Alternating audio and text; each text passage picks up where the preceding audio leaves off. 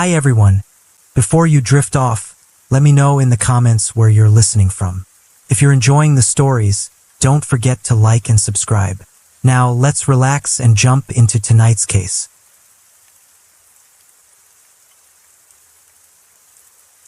Story 1. In the fall of 2012, Sarah Kyber and her close-knit group of friends boarded a ship to celebrate her 30th birthday. The vessel, departing from Miami, embarked on a 5-day voyage to Jamaica.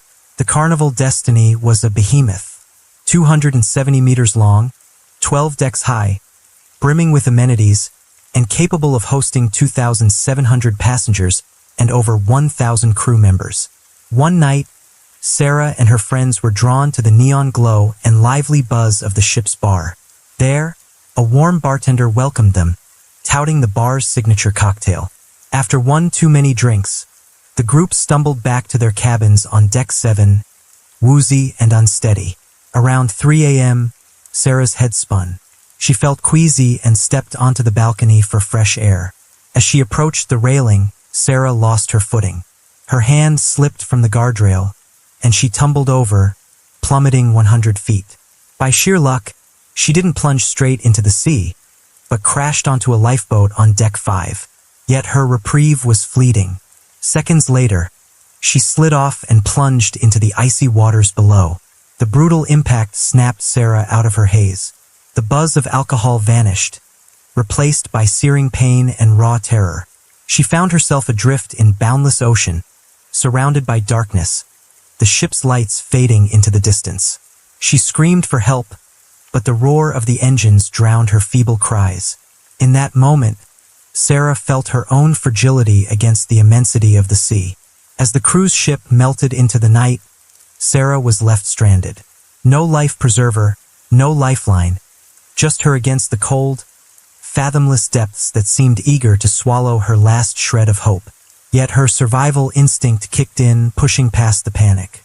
She swam toward the faint glow of the ship's lights, but after exhausting strokes, she realized the oceans might render her powerless.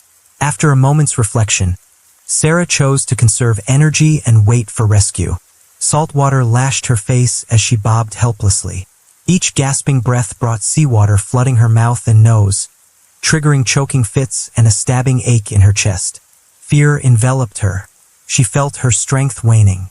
Just days after celebrating her 30th birthday, Sarah now faced a brutal crossroads: sink into the abyss or become prey to prowling sharks. Aboard the opulent cruise liner, Sarah's sudden plunge into the sea sent shockwaves through onlookers. Some passengers, horrified by the sight, raced to alert the crew. Emerging from the restroom, one of Sarah's friends caught wind of the chaos. She bolted to the captain, frantic, demanding he halt the ship to search for her missing companion. At first, the captain resisted altering course, suggesting Sarah might simply be lost on board. He ordered a sweep of the vessel. Time crawled. By 1:45 a.m., an hour and a half after her fall, the captain had to concede she might no longer be aboard. An urgent announcement blared over the intercom, stunning passengers with news of someone overboard. The ship reversed direction, launching a rescue effort. After relentless searching, the crew located Sarah and hauled her back to safety. She'd fought tooth and nail against death to claw her way back to life. Initial medical checks revealed Sarah had suffered a fractured eye socket, broken ribs, severe lung bruising, a partially torn carotid artery, and blood clots in her eyes and limbs.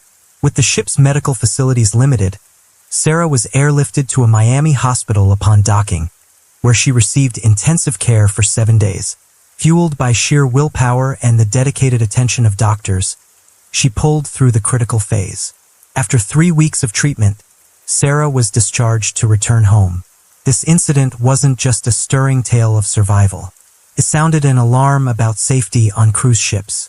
Sarah's fall was captured by surveillance cameras, yet the ship's outdated storage system saved footage to a hard drive without triggering an immediate alert. 2 years earlier, the cruise operator had been urged to install man-overboard detection systems, featuring infrared cameras and laser sensors. Such technology could automatically record incidents and sound alarms, enabling swift responses. Tragically, the Carnival destiny lacked this safeguard. Still, amidst the peril, Sarah survived her 2-hour ordeal against all odds. This resilient woman was Kay Longstaff, a 46-year-old Brit. In the summer of 2018, Kay boarded the Norwegian Star for a journey from Croatia to Venice, Italy. The 15-deck ship, boasting capacity for 2,200 passengers and 1,000 crew, offered 200 modern cabins. Kay soaked in the ship's lively vibe, sipping drinks at the bar. At 11:45 p.m., she wandered alone to the stern on Deck 7 for a breath of sea air. Then disaster struck. She slipped and plummeted 75 feet into the water.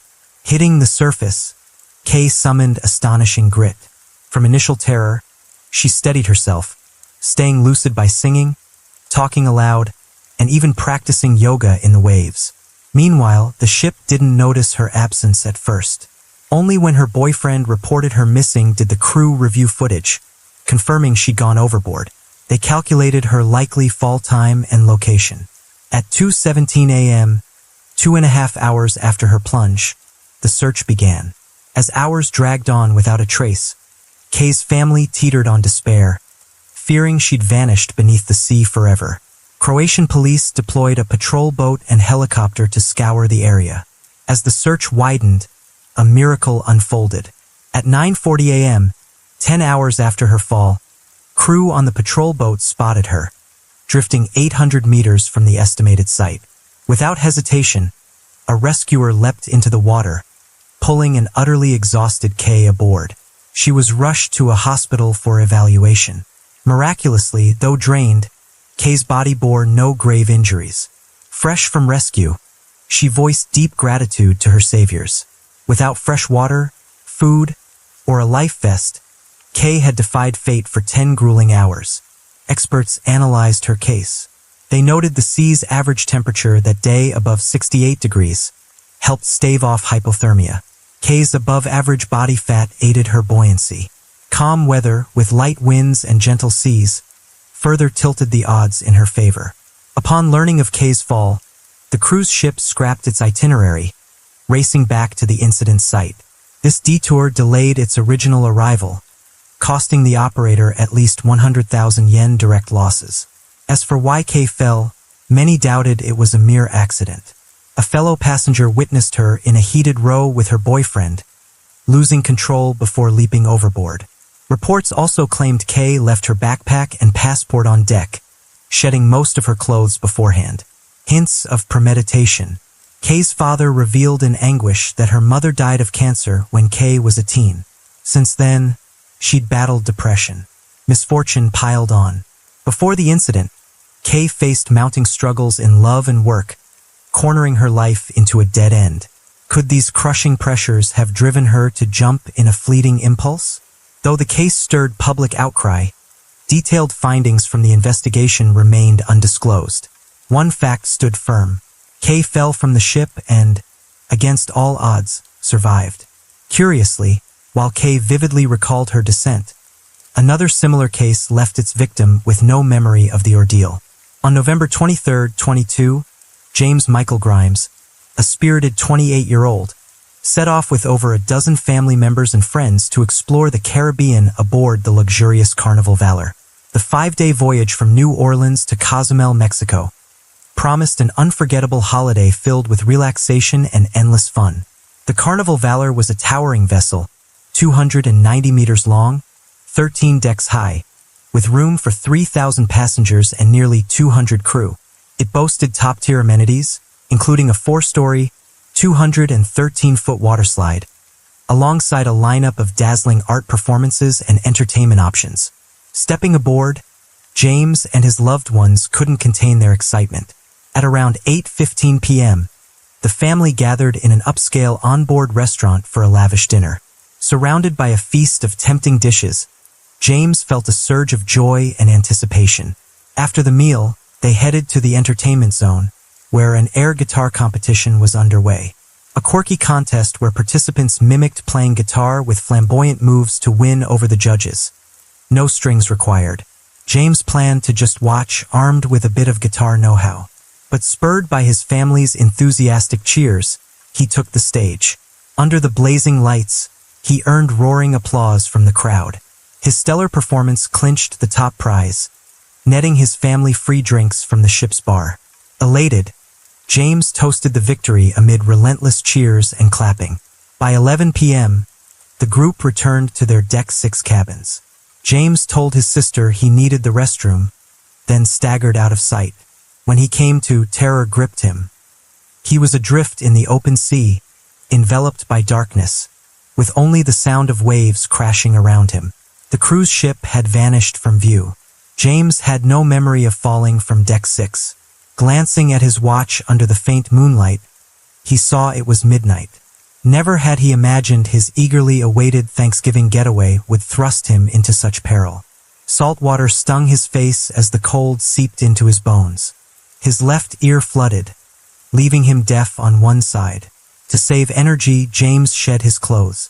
He knew survival odds for overboard victims were slim, and his own chances hung by a thread. Yet, staring death in the face, James refused to surrender. He fought to stay calm, scrambling for ways to save himself. After what felt like an eternity, a tiny flicker of light caught his eye in the distance. Hope flared. He swam toward it, but the light remained elusive, a mirage just out of reach.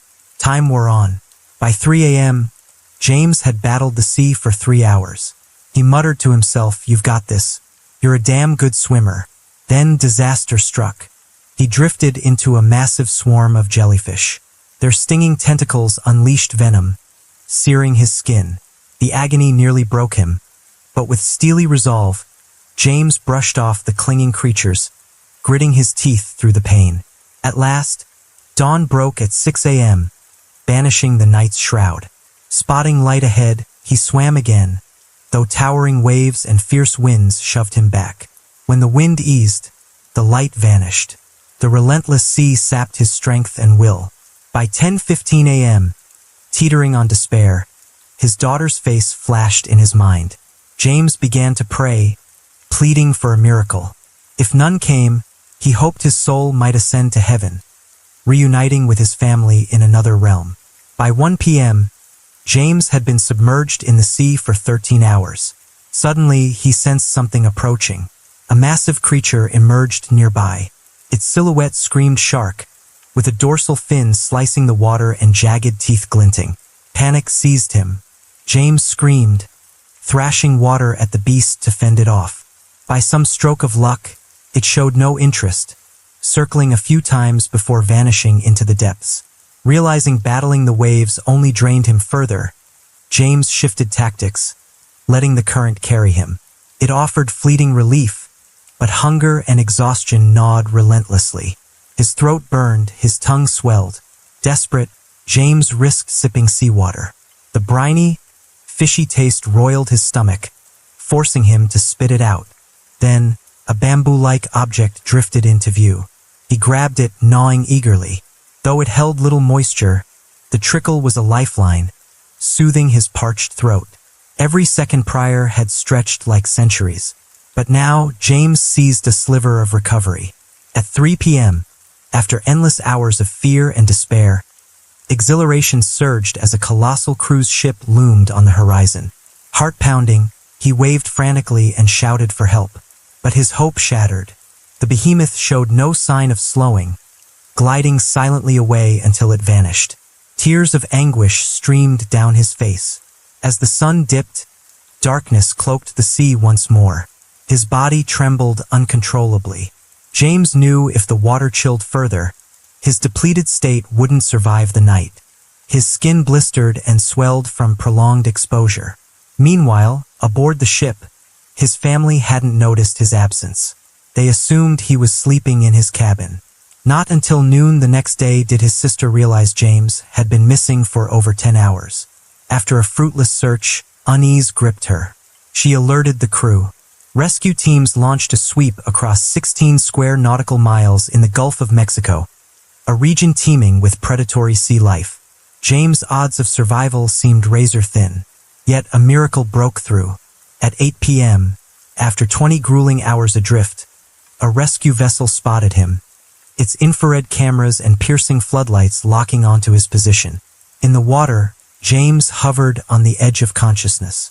At first, he mistook the chuan for a hallucination, born of exhaustion. But as the light grew brighter and nearer, he grasped it might be his final shot at life. Summoning his last reserves, he swam toward it with everything he had. At last, James was saved. He floated on his back, body slackening after the ordeal. The Coast Guard swooped in, airlifting him via helicopter to the hospital. Medical checks left doctors stunned by his resilience and relieved at his improbable luck. They warned that mere minutes more could have been fatal. James spent 5 days in intensive care, his body riddled with bruises and aching relentlessly, down 20 pounds from when he'd boarded with his family. Still, survival was a feat unto itself. Lacking health insurance, James faced a towering hospital bill. Fortunately, his story hit the media, tugging at heartstrings. His sister launched a charity fundraiser, met with generous support from strangers moved by his plight. In an interview, James shared that he still feels a twinge of fear recalling the ordeal. But above all, he's overwhelmed with gratitude and indescribable emotion. He believes his ability to endure 20 hours adrift stemmed from unshakable faith and relentless optimism.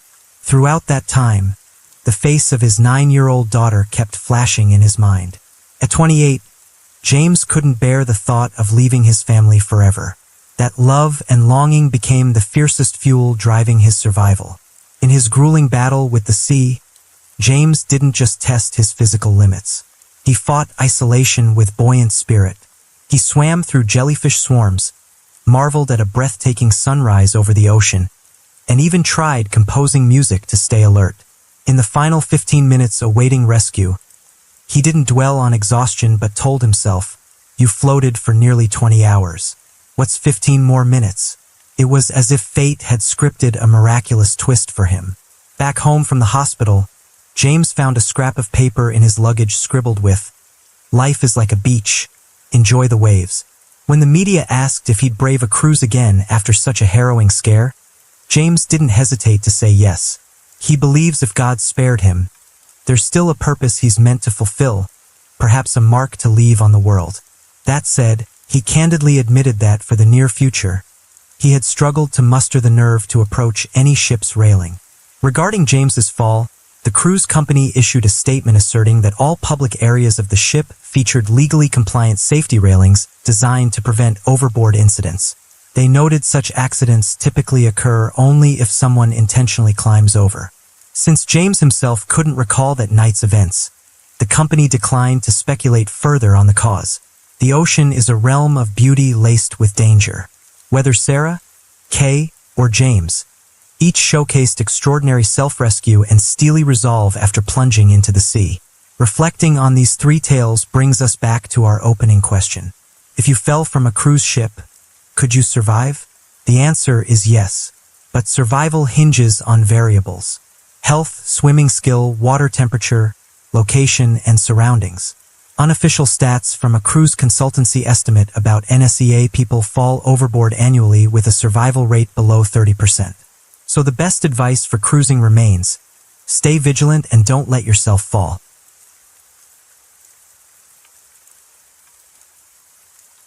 Story 2. The central figure is a master forger of original Chinese artworks. He fabricated a staggering 63 paintings, tied to a haul exceeding $80 million. Countless seasoned collectors fell prey, cementing this as one of the most seismic art frauds in U.S. history. It all began with a painting titled Untitled. Attributed to Mark Rothko, this piece surfaced in 2004 when a wealthy couple stepped into New York's prestigious Knoedler Gallery, one of America's oldest commercial art houses. Knoedler had traded countless masterpieces from legendary artists, its legacy steeped in prestige. The moment they laid eyes on Untitled, they were captivated, convinced it was a genuine Rothko. After negotiations, they sealed the deal $8.3 million. These weren't your average buyers. The husband, Domenico Di Sole, a former Gucci CEO, was a titan in luxury goods and a savvy art collector.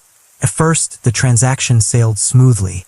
Years later, though, when they sent the painting for authentication, a bombshell dropped. It was a fake. Outraged, they hauled Noodler into court. The revelation hit the art world like a thunderclap. As the case unraveled, more victims emerged, claiming they too had bought counterfeits from Noodler. A sprawling FBI probe traced every forged piece back to a single criminal ring. And the twist? The artist behind the brushstrokes was a Chinese painter. Who was he? How did this crew outwit elite collectors, experts, and rake in millions? You're watching True Crime in the World, where we explore the most puzzling cases and most gripping stories. As usual, before we begin unraveling today's mystery, please leave us a like and subscribe to support the channel. Thank you so much.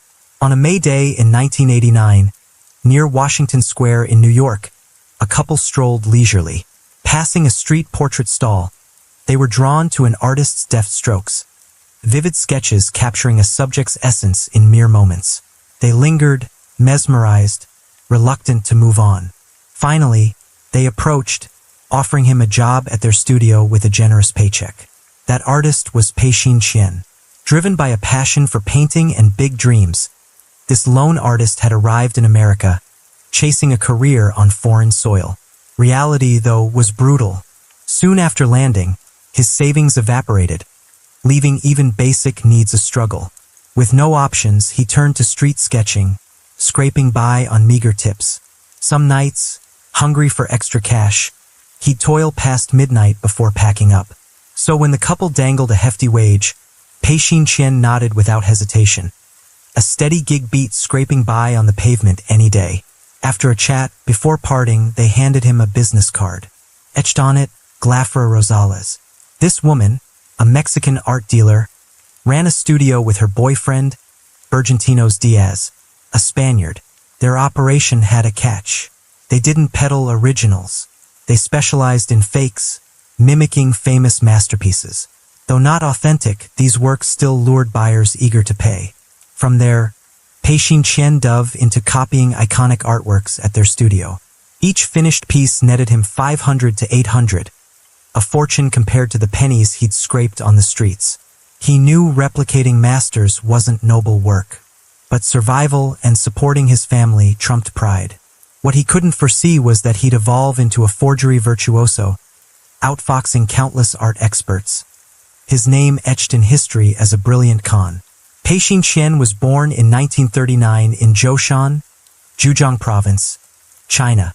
As a young boy, his parents relocated to Taiwan, leaving him in the care of his grandmother back home. Their dire financial straits soon forced him to leave the village for Shanghai, seeking refuge with his aunt, whose circumstances were marginally better. There he grew up. A childhood devoid of parental warmth sharpened his observational skills, forging a maturity beyond his years. School ignited his passion for painting. His aunt in Shanghai doted on him, spotting his artistic flair and urging him toward an art academy. Yet Qian chose a safer path, teacher's college. Promised stability, a quicker route to a job post-graduation. After earning his degree, he was assigned to teach math at Lushuan High School in Shanghai's Hongkou district. Still, his love for art never dimmed. Whenever time allowed, he'd immerse himself in painting. During lunch breaks, he'd slip away to sketch landscapes in the park. While teaching, he bonded with kindred spirits who shared his zeal for the craft. Over time, the itch to ditch teaching and chase painting full-time grew. Friends, though, pushed back. They argued that, talent aside, he lacked formal training. No rigorous academy had shaped him. To them, he was an amateur, unlikely to scale the heights of true artistry. But Pei-Xin Qian saw it differently. His parents, though far off in Taiwan, cheered his artistic fire. They mailed him volumes of impressionist works, broadening his horizons and honing his oil painting skills. Back then, oil painting was alien to China. Few grasped or valued it. His works went unappreciated, his artistic road rocky and steep. In January 1979, at 40, Qian joined Su Sijie and 12 other painters for an exhibition at the Huangpu District Youth Palace in Shanghai. Most artists there weren't pros, yet their style spanned realism, abstraction, and impressionism.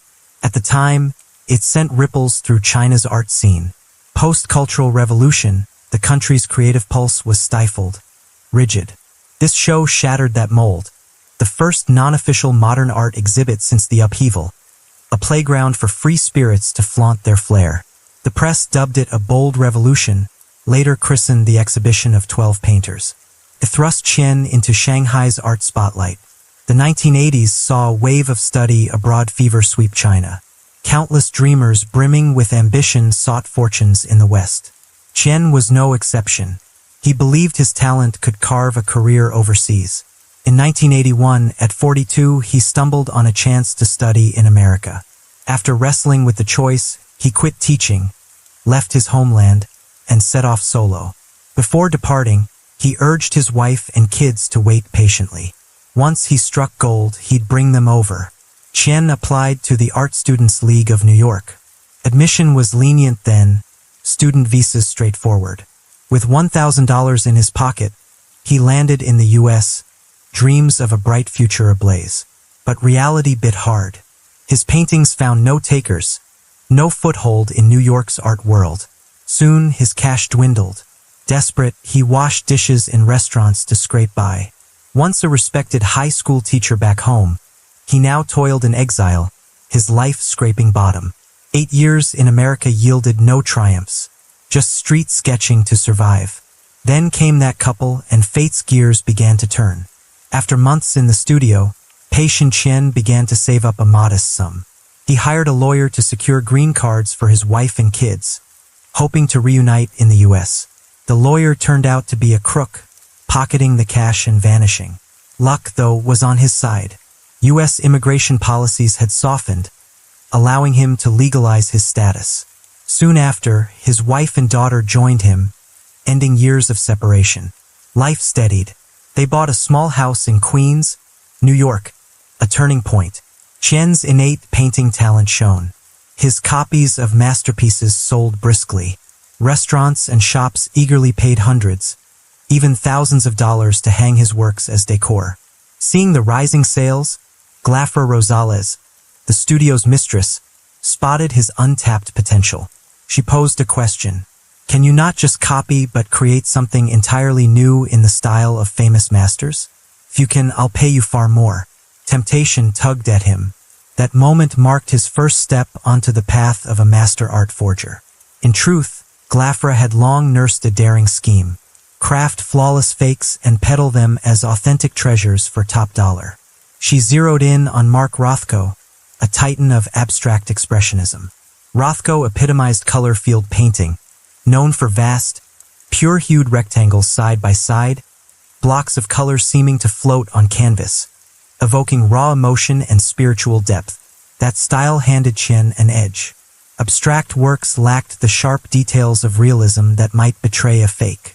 He meticulously studied Rothko's color layouts, experimenting endlessly on a palette, scraping and blending with a palette knife until hues matched the originals near perfectly.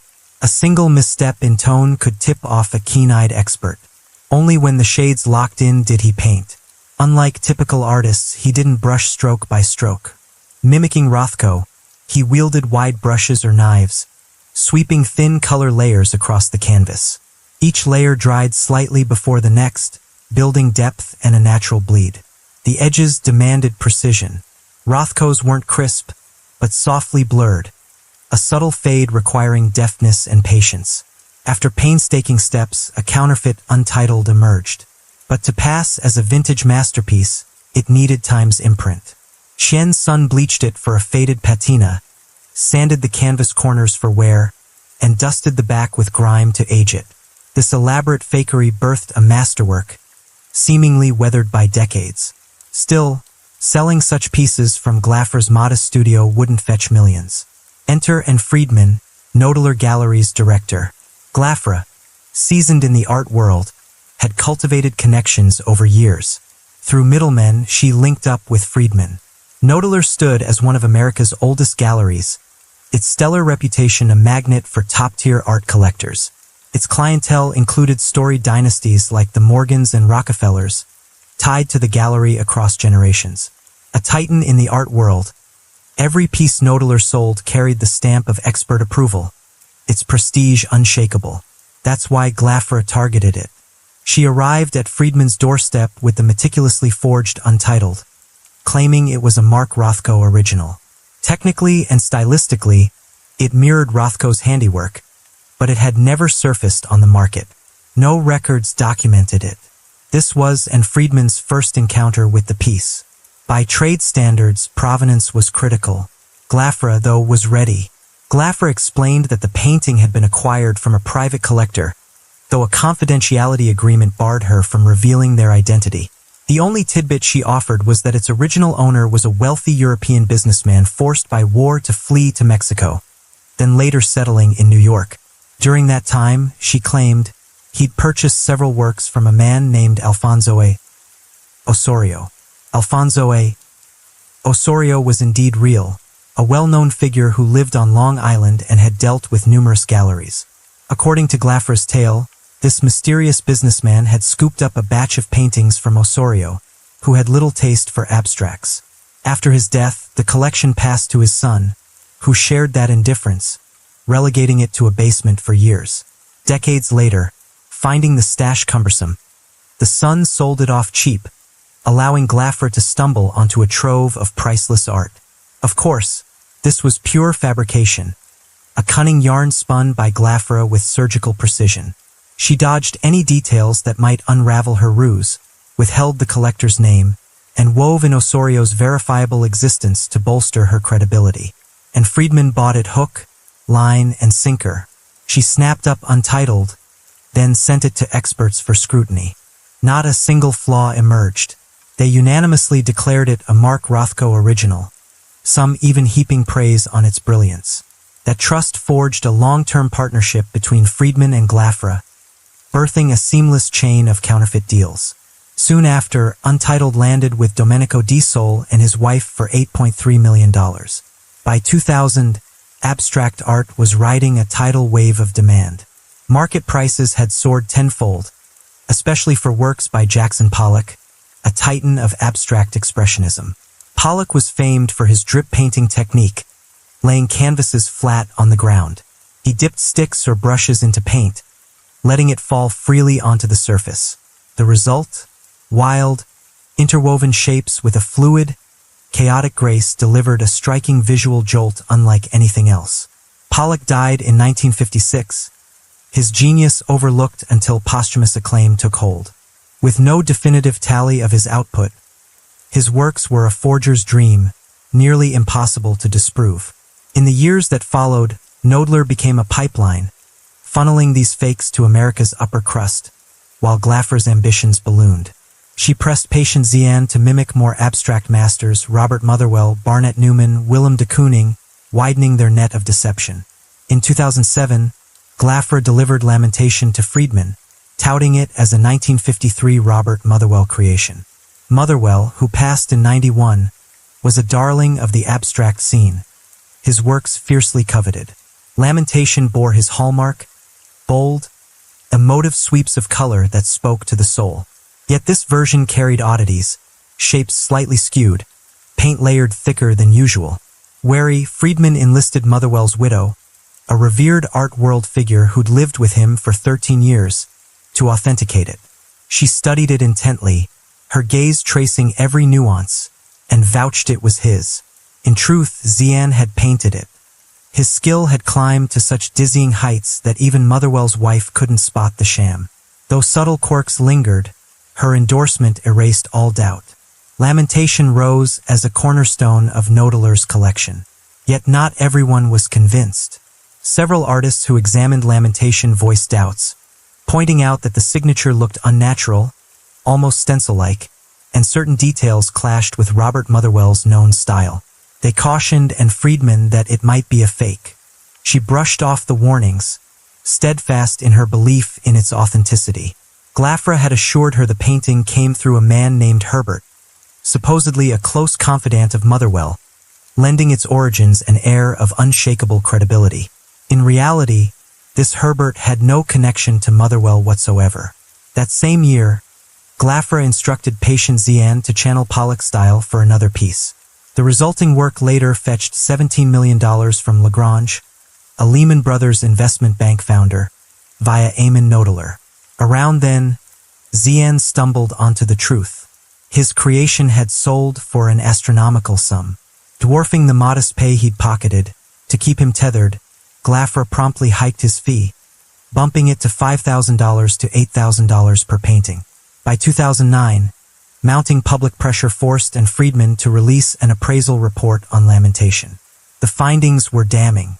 The painting used acrylic polymer paint, a medium Robert Motherwell didn't adopt until 1961, years after its supposed 1953 creation.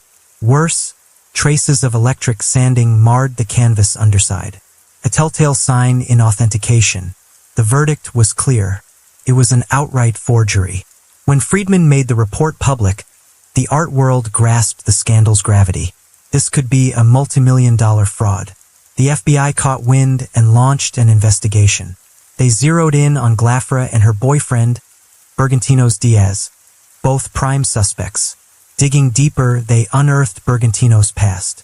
He'd faced art fraud charges in '99. Back then, he'd fled to Spain. Extradition treaties between the US and Spain, riddled with loopholes, let him slip through. Spain refused to hand him over. As the Nodeler fiasco exploded, and Friedman was ousted as gallery director, she pleaded to stay, even offering to step down without pay. But the owners stood firm, demanding her exit. To salvage her reputation, Friedman told the public she was stepping away due to a lung cancer relapse, resigning from Nodeler. But the story was far from over. In 2011, Lagrange, the buyer of a supposed Jackson Pollock from Nodeler, hit a snag during his divorce. He and his wife couldn't agree on splitting assets, especially the painting. Opting to sell it and divide the proceeds, he approached an auction house. Their thorough inspection raised red flags and they declined it. Sensing trouble, Lagrange hired an art expert to dig deeper. The findings stunned him.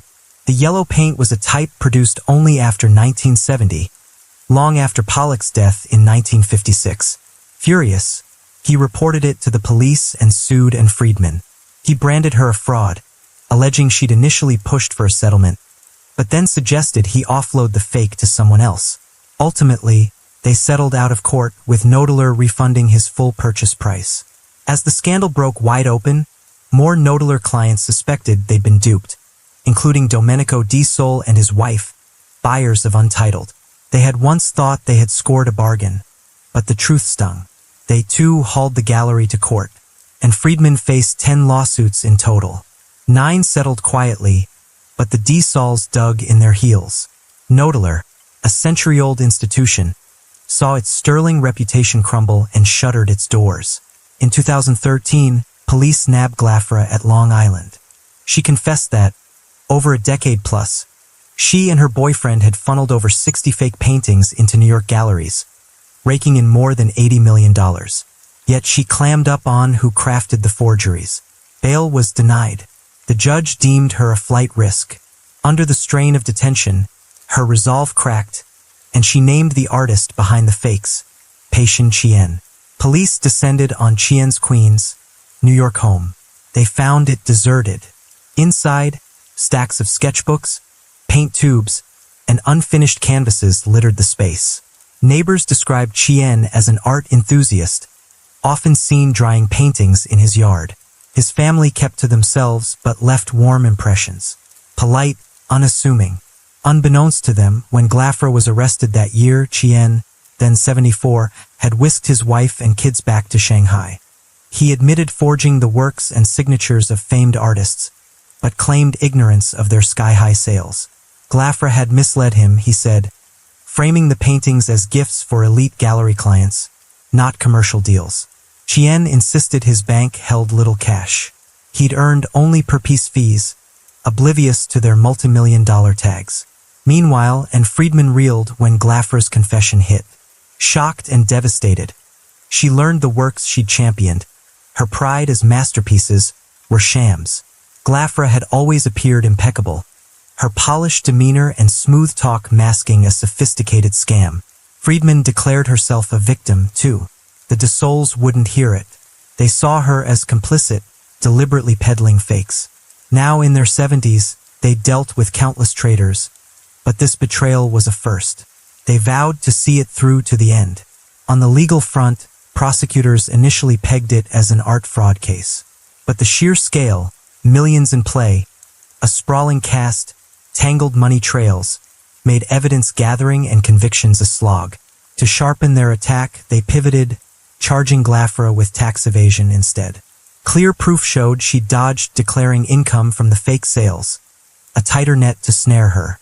In 2016, the case landed in New York Supreme Court, where Glafra faced tax evasion charges.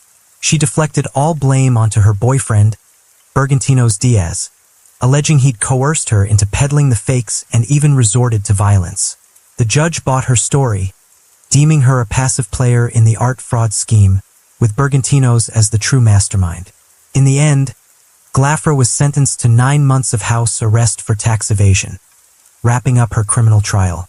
Yet civil suits loomed. Numerous victims still sought restitution. As for Friedman, Knoedler's former director, she dodged criminal charges but wasn't spared civil liability alongside the gallery. The scandal that rocked the global art world concluded with a surprisingly light penalty. Glafra emerged as the lone figure to face criminal punishment. Post-trial, an American TV network ran a street experiment asking passers-by to distinguish patient Chen's fakes from genuine works. The results stunned. More picked the forgeries than the originals. Some remarked that, though Chen's paintings were counterfeit, they rivaled the real thing in quality. Had his talent been channeled honorably, they mused, he might have earned reverence as an artist. The Knoedler debacle wasn't just an art scam.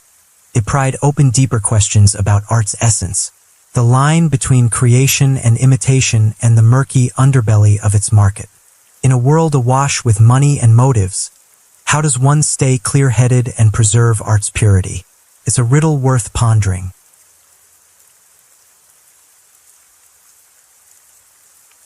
Story 3. 21-year-old college student who abruptly dropped out, falling hard for a fugitive on the run. Just 2 months after meeting, they moved in together. For months later, they plunged into a grave crime that landed them both behind bars. Her boyfriend pulled the trigger, but she was branded the mastermind, slapped with a staggering 110-year prison sentence. Here's the twist.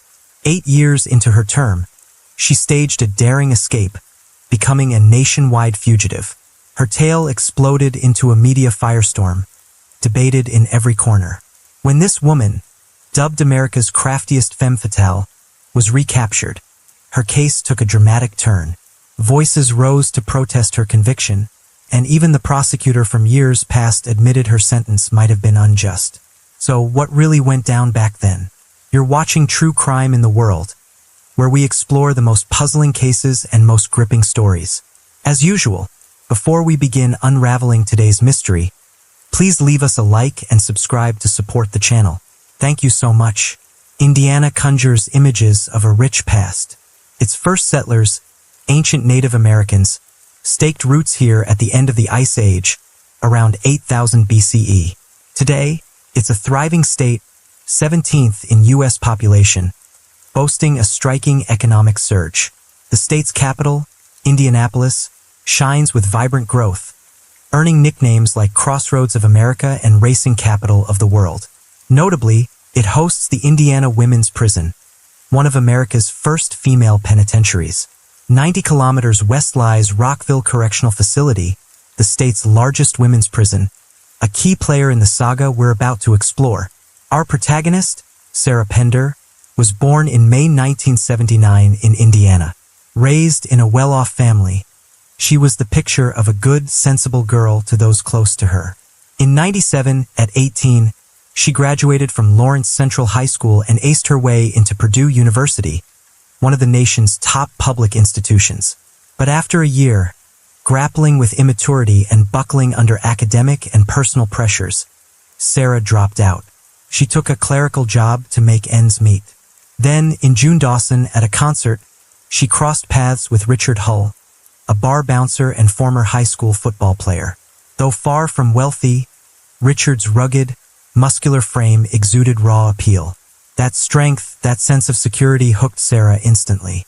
Richard's life was rough around the edges, but his struggles only deepened her sense of purpose. When he had nowhere to crash, Sarah rented him a place without hesitation. When he needed wheels, she bought him a car. Whatever Richard lacked, Sarah stepped in to provide, cementing their bond. Within 2 months, they decided to shack up together. They shared a 2-bedroom apartment with another couple, Andrew Cataldi and Tricia Nordman. But these weren't your average roommates. Andrew forged counterfeit goods, while Tricia trafficked banned substances. Both were fugitives on the lam from a Nevada prison. Richard wasn't as straightforward as he seemed. Beneath his rugged exterior lurked a rap sheet, 8 priors from petty to severe. Alongside Andrew and Tricia, he ran a drug racket right out of their share. They even schemed to set up a clandestine lab in the basement. When Sarah uncovered Richard's illicit dealings, she didn't turn him in. Instead, she stood by him. She later confessed, "When I found out Richard was trafficking drugs, I accepted it. I couldn't bear losing him. Over time, I realized I'd fallen into a relationship I never imagined could harm me or those around me. Like so many women, I believed I could change him. I urged him to ditch the illegal gig, find honest work, and he agreed. I thought we could forge a new path together. But life rarely bends to such hopes." On the afternoon of October 25, 2000, a passerby spotted 2 bodies in a dumpster and alerted police. Both victims, male and female, had been shot dead with the same gun. Fingerprint checks identified them as Andrew Cataldi and Tricia Nordman, the fugitive couple. Investigating the scene, police found their apartment scrubbed clean, yet faint blood traces lingered, confirmed as the victims. A neighbor tipped them off. Around noon on the 25th, Richard had borrowed cleaning gear to tidy the place. Detectives pegged him as the prime suspect and tracked down his and Sarah's whereabouts. The next day, Richard and Sarah swung by a friend's place in Noblesville to return a pickup truck. Their police nabbed them. During questioning, Sarah recounted that on the night of October 24th, she and Richard had taken the family on a picnic. After a day of fun, they rolled back home around 11 p.m. Still restless, she stepped out for a walk. Returning, she froze at the sight inside. In dim light, Richard hunched over, wrapping someone in a blanket. The figure lay still. By its shape, Sarah knew who it was. Blood pooled on the floor, a thick, sticky mess, its sharp metallic stench flooding her senses. She stood rooted, speechless. Richard noticed her then. A voice screamed in her head, "I'm the only witness. He'll kill me." Her own voice echoed relentlessly. "I'm about to die," she went on. The murder weapon was one she'd seen that very day. That morning, Richard had driven her to a nearby Walmart. He'd beelined for the firearms section, picking a 12-gauge shotgun, ammo, a soda, and a pack of condoms. With his record, he couldn't buy it himself. Sarah paid. After the killings, Richard claimed a money dispute with the victims had spiraled into a scuffle, ending with accidental shots. He begged her to help clean up. Whether driven by love or fear, she agreed. Under night's cover, they loaded the bodies into the truck, dumping them in a dumpster blocks away. The next morning, Sarah clocked into work as if nothing had happened, while Richard stayed back, scrubbing the scene. By October 26th, they'd fled to Noblesville, returning the truck to a friend and crashing there. Richard burned bloodied clothes at the friend's place, aiming to pin it on him. Sure enough, police found the victim's blood-stained pants there. Richard's account, however, painted a starkly different picture. Under police questioning, he flatly denied everything, insisting he'd done nothing wrong. But the evidence was unrelenting. Days before the murders, he'd borrowed a friend's truck. DNA analysis later found the male victim's blood inside. Security footage also caught Richard and Sarah buying a firearm at Walmart mere hours before the crime. Facing this ironclad proof, Richard crumbled and confessed. He claimed it started with a debt his sister owed Andrew, sparking a confrontation. During the clash, Andrew spotted the newly bought gun, lunged for it, and threatened to wipe out Richard's family. In the tussle, the weapon discharged, killing Andrew. Panicked, Richard then decided to cut the route by taking out Andrew's wife, too. With this admission, Richard emerged as the shooter, while Sarah seemed poised for a lesser charge. The trial looked set to proceed smoothly, but the story didn't end there. While awaiting judgment at Marion County Jail, where inmates were kept apart, rumors swirled that Sarah had an outside ally smuggling letters between her and Richard. That loophole came to light in July 2001, when Special Agent Kenneth sniffed it out, intercepting all correspondence and seizing everything from Richard's cell. 2 months later, the case took a seismic twist. Richard's lawyer met with Agent Kenneth, handing over a letter they claimed had been overlooked. Dated May 16th and allegedly from Sarah to Richard, it hinted she'd hatched the murder plot herself. Its final line, "Destroy after reading," dropped like a bombshell, shifting suspicion squarely onto her. Prosecutor Larry Sells pounced, redirecting the case to paint Sarah as the mastermind. Forensic analysis tied the letter to her, and her actions, buying the gun, aiding in the cleanup, fueled Sells' push for harsh justice. He dubbed her a female Charles Manson, invoking the infamous cult leader whose chilling crimes rocked California in the 60s and 70s. That label, female Charles Manson, catapulted Sarah into infamy as America's most dangerous woman in the public eye. Sarah, unsurprisingly, bristled at the accusations. Her lawyer cried foul, branding the letter of forgery cooked up by Richard to shift blame. They argued a fragile woman like Sarah couldn't orchestrate such a complex double murder. They even floated a motive for Richard, scorned over being cut out of a big deal with the victims. He'd snapped in revenge. But Richard's team had more than the letter. They produced testimony from Floyd Pennington, a fellow inmate awaiting trial for robbery. Floyd claimed a murky connection with Sarah through jailhouse letters. On September 28th, he testified that, 6 days earlier, Sarah had met him at the infirmary under the pretense of illness. There, she had allegedly confessed to masterminding the killings and strong-arming Richard into pulling the trigger. Though Floyd faced his own conviction, the court admitted his statement, bolstering the case against Sarah. On August 27, 2002, with the letter and witness in play, Sarah was convicted of double murder. Meanwhile, Richard, the confessed shooter, had his lawyer argue he'd been manipulated by Sarah. Citing the letter, the court bought it, handing him a sentence 35 years lighter than hers, despite his hands on the gun. The jarring, contentious outcome ignited a firestorm of public debate. Soon after, questions swirled about the letter's authenticity. Agent Kenneth had seized all of Richard's correspondence in July, cutting off communication. Yet this letter surfaced 2 months later, raising eyebrows. Of the 80 notes Sarah sent Richard, all were handwritten, except this one, typed with no original or envelope. That anomaly fueled doubts about its legitimacy. These doubts spurred authorities into a sprawling reinvestigation. As time ticked on, fresh evidence trickled in. In 2003, Richard finally confessed. The pivotal letter was a fake, penned by a fellow inmate, Steve Logan. He'd shown Logan Sarah's notes and traded protection in prison for the forgery. Forensic tests backed him up. No trace of Sarah's fingerprints on the letter, only Richard's and Logan's. Yet Logan denied crafting it, despite a private investigator hired by Sarah insisting he'd admitted it face-to-face. The prolonged probe forced the courts to reassess the case. On May 4, 2004, Richard was slapped with a 90-year sentence for fabricating evidence. Curiously, though his punishment swelled, Sarah's 110-year term held firm. Perhaps the court believed that, fake or not, the letter's contents mirrored the truth.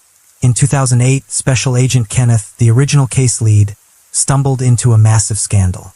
A suspect in another of his cases skipped bail, vanishing with key evidence, derailing prosecution.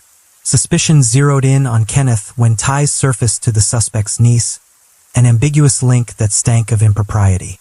Under crushing public pressure, he claimed he'd been framed and tendered his resignation.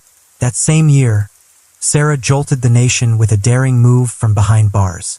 If her female Charles Manson moniker and the sentencing uproar were her debut, this was her breakout moment, catapulting her into the national spotlight.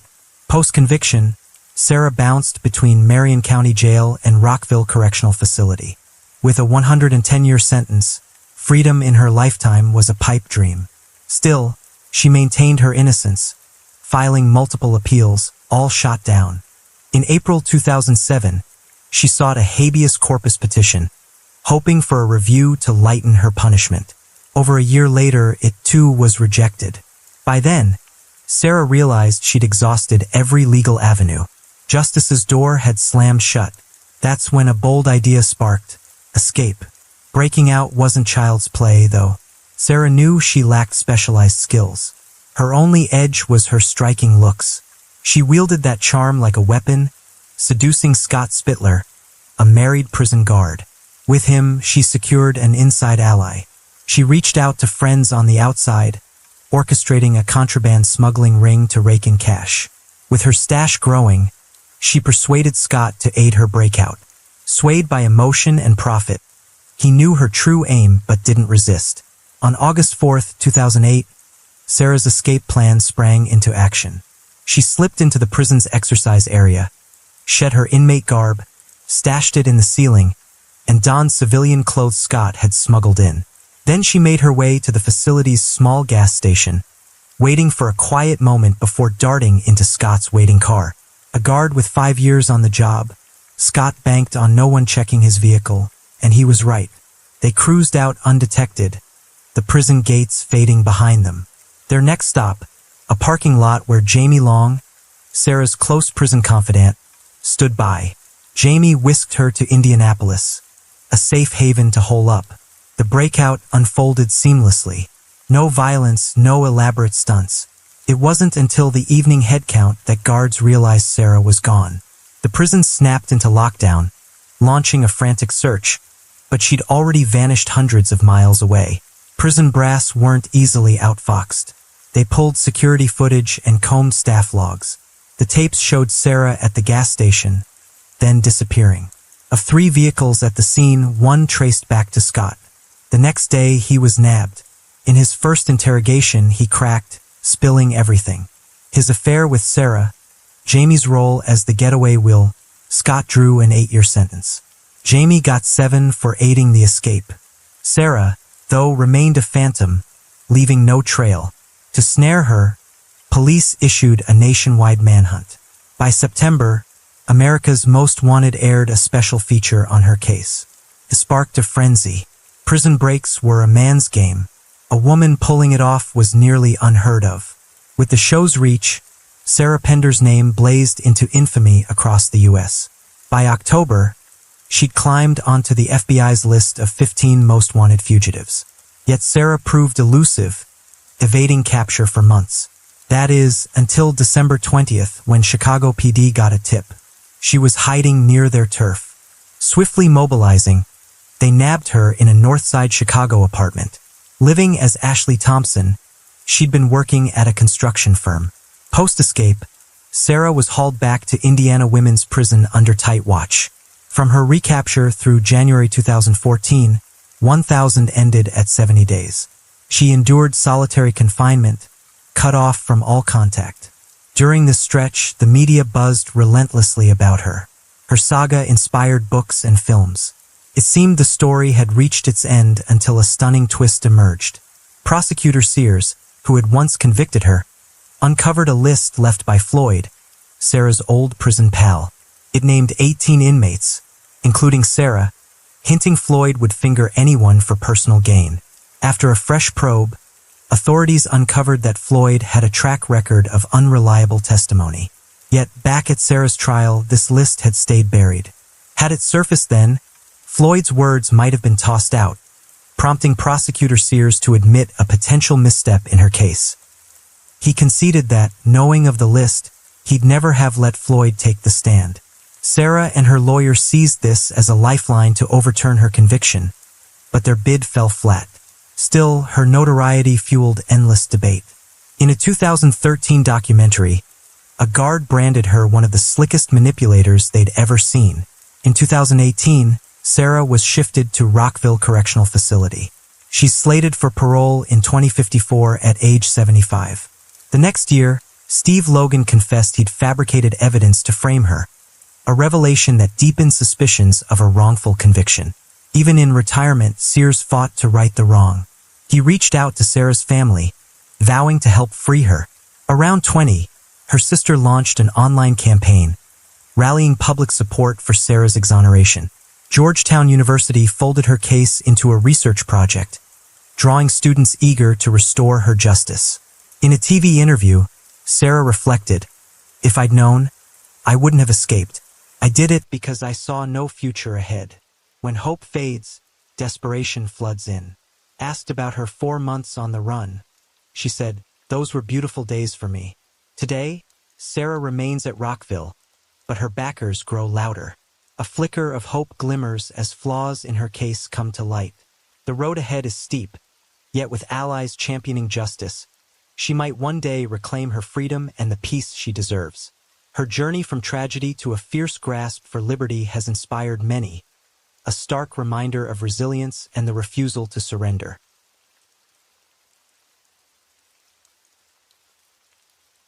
Story 4. We're taking a journey back in time to 1983, to the remote wilds of Alaska in the United States. Here, beneath the unassuming guise of a baker, lurked a serial killer with two starkly contrasting faces. By day, he was a mild-mannered, diligent man. But as night fell, he morphed into a depraved predator, piloting his plane to hunt down women in the sex trade. After harassing and tormenting them, he forced his naked victims to flee through dense forests, only to coldly gun them down with a sniper rifle. Over 12 chilling years, he committed over 30 horrific murders, sending shockwaves across America. In the end, he faced a staggering 461-year prison sentence for his atrocities. His name became a haunting legend, the Butcher Baker. So what unfolded in 1983?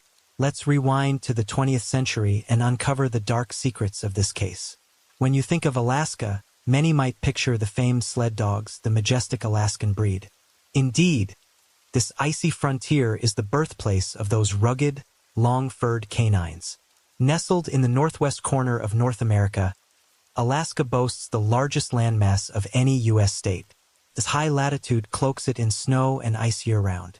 Even in its warmest southern hub, Anchorage, summer highs barely nudge past 50 degrees. Yet there's a stark truth about Anchorage. It ranks among America's most crime-ridden cities. According to the FBI's 21 crime report, for every 100,000 residents, nearly 1,200 violent incidents occur, with sexual offenses hitting alarming levels, stirring public outrage. Our tale today veers away from Anchorage to a quieter corner of Alaska, where Robert Hansen was born and raised. Born in 1939 to Danish immigrants in Iowa, Hansen grew up in a family tethered to his father's modest bakery. His father, a baker by trade, ruled with an iron fist, stern and uncompromising. From a tender age, Hansen endured his father's harsh discipline. Any misstep sparked a flurry of merciless beatings rained down on the small boy. A natural lefty, Hansen faced his father's wrath over this flaw. The man forced him to use his right hand for everything, writing, eating, all of it. A fumbled fork or knife meant a swift, stinging thrashing. Beyond that, Hansen was roped into grueling work at the bakery. Day after day, he toiled from dawn till dusk for a measly 40 cents in pay. Raised in such a pressure cooker home, Hansen grew timid, withdrawn, and hyper-cautious in every move. Plagued by self-doubt, he also stuttered, making speech a struggle. School offered no reprieve.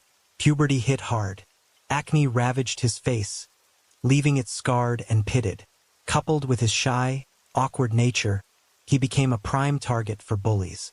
Classmates, especially girls, openly mocked him, dubbing him Toadface and shunning him like a contagious outcast. Isolated in his own world, Hansen never dared dream of chasing a girl. Seeing peers stroll hand in hand fueled a bitter mix of envy and anguish in his chest. Each clumsy attempt to chat with a girl ended in stammers and stumbles, snuffing out what little courage he could muster. Teenage yearnings clashed with crushing insecurity, bottling up and twisting his soul. Perhaps it was here that a smoldering resentment toward women first took root. In high school, trapped by bakery duties and his family's strict religious differences, Hansen couldn't blend with peers. Poverty and shame barred him from choir or sports clubs. In class, he was a ghost, ignored, overlooked. Even in the yearbook, his name was botched, a sad footnote. School, friends, and especially the women around him grew loathsome to him.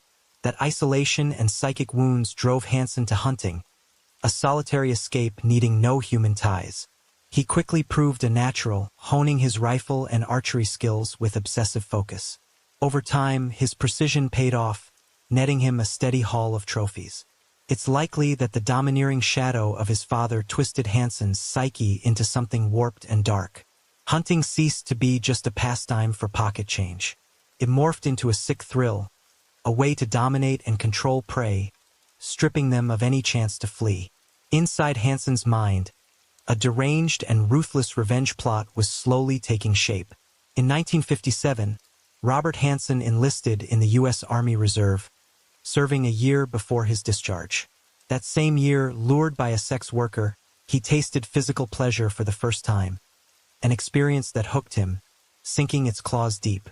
Leveraging his military stint, Hansen landed a gig as an assistant instructor at a police academy in Pocahontas, Iowa, training rookie cops. There, he met a young woman and soon married her. By 1960, Hansen volunteered as a firefighter, and it seemed his life might finally settle into calm waters. But on June 7th that year, still nursing a grudge against his old high school, he coerced a 16-year-old bakery worker into a criminal act, torching the school's bus garage. The stunt cost him his job and earned him a 3-year prison sentence. It also enraged his wife of just 6 months, shattering her hopes. Worse still, while locked up, Hansen was diagnosed with bipolar disorder. Unable to endure life with him, she filed for divorce. After serving 20 months, Hansen was paroled. Jobless and adrift, instead of seeking honest work, he turned to petty theft to scrape by, relishing the adrenaline rush it brought. During this stretch, jail became a revolving door for his theft spree. For 3 bleak years, his life stumbled through shadows until he met his second wife. Determined to turn things around, Hansen moved with her to Anchorage, Alaska, chasing a fresh start to outrun his grim past. In this new city, Hansen seemed reborn. He fathered 2 kids with his wife and nursed a dream of opening his own bakery. Lacking startup cash, he hatched a cunning scheme, insuring his hunting trophies and gear for a hefty sum, then staging a break-in to claim a $13,000 payout. With that ill-gotten windfall, he launched his bakery. Inheriting his father's craft and wielding his own deft skills, the shop thrived, raking in solid earnings. He even splurged on a private plane, sans pilot's license. Neighbors adored Hansen for his gentle, down-to-earth vibe and jaw-dropping hunting prowess. He smashed local bow hunting records 4 times, bagging Dall sheep and grizzlies, earning the moniker Master Hunter. His home boasted a wall plastered with trophies from those conquests. Anchorage's rugged hills, pristine rainforests, and teeming wildlife became Hansen's playground to flex his skills. But beasts like Dall sheep, grizzlies, and moose soon lost their allure. They couldn't sate his growing hunger. Alaska's oil and gas boom had drawn workers from across the globe since the 1970s, including sex workers, pimps, and drug runners. Anchorage buzzed with a notorious red light district rife with vice. Newsstands peddled adult magazines. Bars and downtown corners teemed with working girls and steamy shows. Here, Hansen found the prey he'd long craved.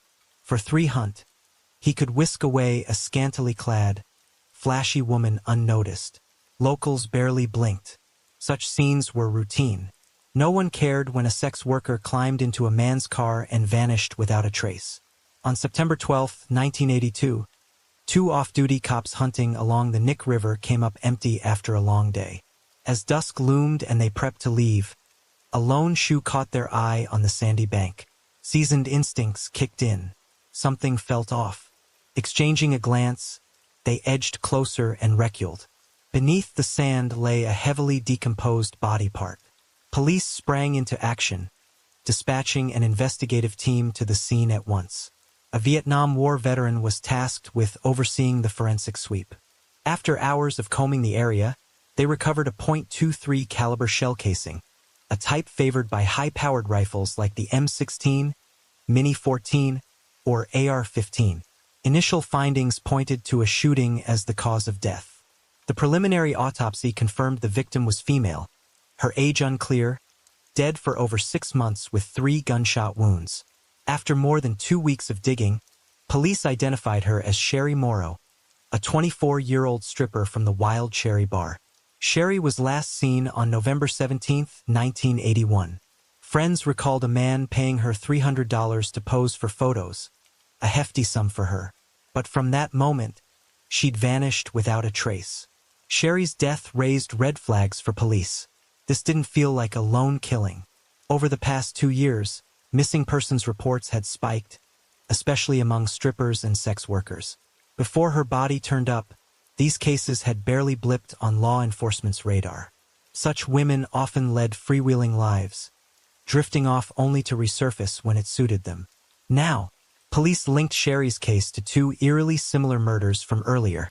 On July 17, 1980, construction workers reeled in horror when they uncovered a woman's remains, stabbed in the back at their site. The killer had savagely removed most of the body, leaving scant evidence and no way to ID her. Later that year, another body surfaced in a nearby gravel pit, too decomposed to yield solid clues. She was later identified as Joanne Messina, a local stripper. Though police grouped these 3 cases for investigation, leads remained elusive. Months dragged on with no breakthroughs. Hope of cracking them grew faint. Then, on the night of June 13, 1983, a jarring twist broke the silence. A near-naked girl staggered onto 6th Avenue, her behavior bizarre, wrists cuffed, feet bare, sprinting wildly down the street. The quiet road barely stirred. Passers-by shrugged her off as a drug-addled wreck. In a frenzy, she darted through the streets, teetering on the edge of madness until she flagged down a truck and found help. Climbing aboard, she shivered uncontrollably. Whether from the biting cold or sheer terror, her words barely formed. Gasping, she claimed a man was chasing her, begging the driver to take her to a nearby hotel. The kind-hearted trucker obliged, but unease gnawed at him. A stranger, nearly unclothed, hands cuffed, who knew if she was a fugitive herself. He called the cops. When police arrived at the hotel, she was still there, cuffs intact. After verifying her identity, they uncuffed her and took her to the station for questioning. She identified herself as Cindy Paulson, 17, a runaway since 12, scraping by on the streets, hooked on drugs, and surviving through sex work. Cindy recounted that on June 12th, a man named Hanson approached her, promising $200 for some tasks. His glasses and frail look disarmed her. He didn't seem threatening, so she agreed. When Hanson pulled into a shadowy corner to seal the deal, Cindy fumbled in the dark. Suddenly, cold steel snapped around her wrist, a gleaming cuff. She screamed, but he clapped a hand over her mouth, pressed a gun to her temple, and hissed, "I've got some special tastes. Cooperate and I won't hurt you." Trapped, she had no choice but to comply. The car rolled through the night to a remote house. Cindy clocked it, an upscale Anchorage neighborhood. Dragged into a basement, she glimpsed mounted bear and deer heads, animal bones strewn about, iron chains dangled from the ceiling. She was hoisted up, tortured through the night. Hanson bit chunks from her chest and shoved a hammer inside her. By dawn, she was fading, but he buzzed with vigor, planning to fly her to a forest cabin for his sick game, promising freedom if she played along. Hanson stashed Cindy in the trunk and drove to a small nearby airstrip. He parked not far from the runway, leaving her in the car while he stepped out to load gear. A seat blocked his view, shielding Cindy from sight. She seized the moment, her one shot at survival. If she reached Hanson's cabin, death was certain. Ignoring the searing pain racking her body, she popped the door, ditched her shoes as a marker, and bolted with every ounce of strength left.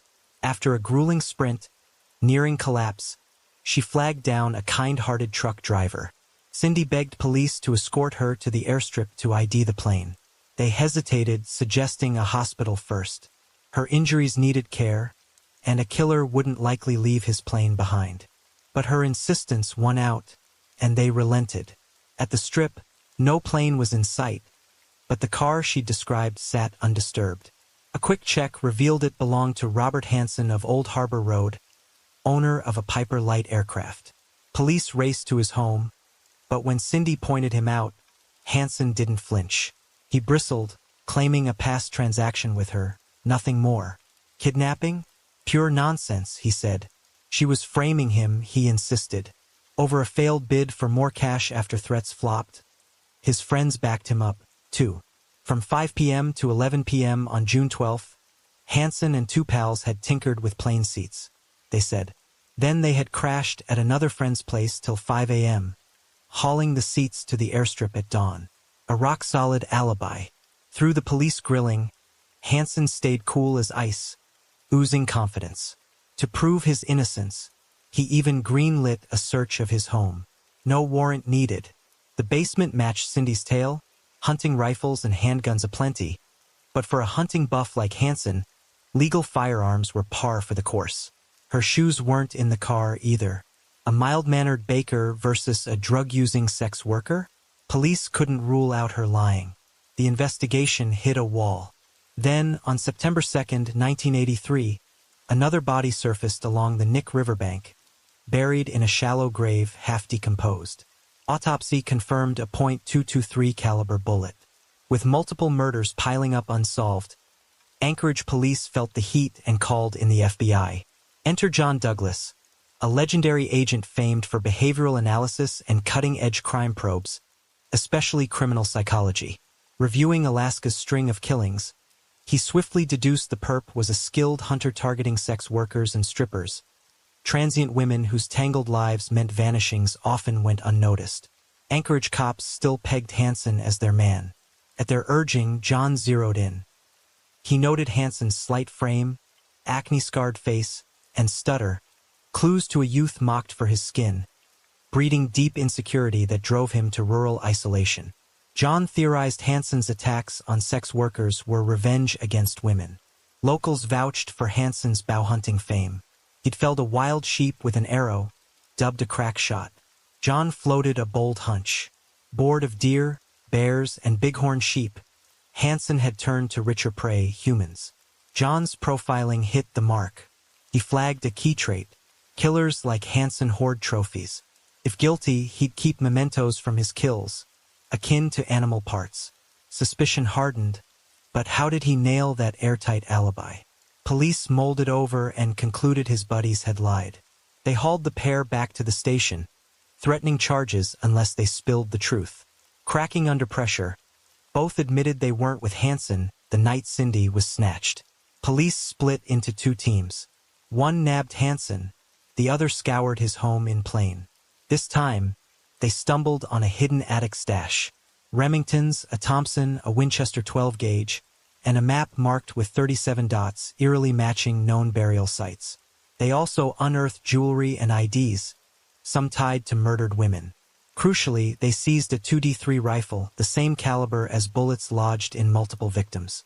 On November 3, 1983, armed with the mounting evidence, the Anchorage grand jury indicted Hansen on 4 counts, assault and kidnapping, use of a firearm to take lives, theft, and insurance fraud. Yet Hansen denied every charge. Then, on November 20th, ballistics results dropped. A bombshell from the FBI crime lab confirmed the bullets lodged in the victims' bodies were fired from Hansen's gun. Staring down irrefutable proof, Hansen knew his odds of beating the case were slim to none, yet he clung to his not guilty stance. Facing this deadlock, the Anchorage prosecutor offered a deal. Confess to all his crimes, and he'd only face charges for the 4 murders police had pinned down. Other cases would stay off the table, and he had served time in a federal prison instead of a max-security hellhole. Tempted by the terms, Hansen caved. He admitted that after subduing his victims, he'd fly them to a remote cabin for savage torture. Then he'd strip them bare, sometimes blindfold them, and release them into the wilderness with a hollow promise of freedom. From a distance, he'd savor their panicked scramble to escape. In the end, like stalking wild mountain goats, he'd mercilessly end their lives with a hunting knife or rifle. Once, Hansen recounted chasing a victim who tripped on a rock, gashing her leg, and hid in a thicket. He spotted her anyway, firing as she bolted, coolly remarking it topped hunting grizzlies. After the kills, a rare pang of conscience would hit. He'd bury them, marking the graves on his map. Soon, red dots peppered it across sprawling regions. In idle moments, he'd spread the map out, reliving his triumphs and plotting his next target. Police geared up to pinpoint each burial site with Hansen. The next day, under tight watch, he was escorted to Anchorage International Airport. He guided them along the Nick River, then east to the Jim River, west towards Susitna, and finally south near Horseshoe and Tustumena Lakes. Anchorage's winter blanketed the land in snow, hiding grisly secrets beneath the frost. Following Hansen's leads, police unearthed 17 graves, recovering at least 12 innocent victims' remains. On February 18, 1984, Hansen confessed to first-degree murder in 4 cases, plus 13 other killings and 30 assaults. It's hard to fathom. If Cindy hadn't slipped his grasp, his horrors might have stayed buried under Alaska's icy shroud forever. The case sent shockwaves nationwide, later inspiring films and TV shows. With no death penalty, the Supreme Court sentenced Hansen to 461 years without parole. Initially jailed in Pennsylvania, he was later moved back to Alaska. By 2014, health woes landed him in Anchorage Correctional Complex. On August 21st that year, his condition worsened, and he died in an Anchorage hospital at 75.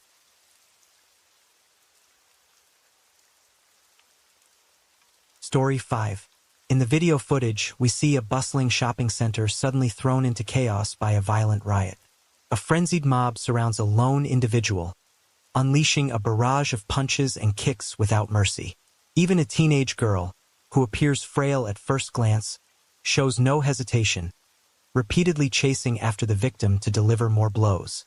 In this savage assault, a middle-aged man, his face covered in blood, staggers and collapses.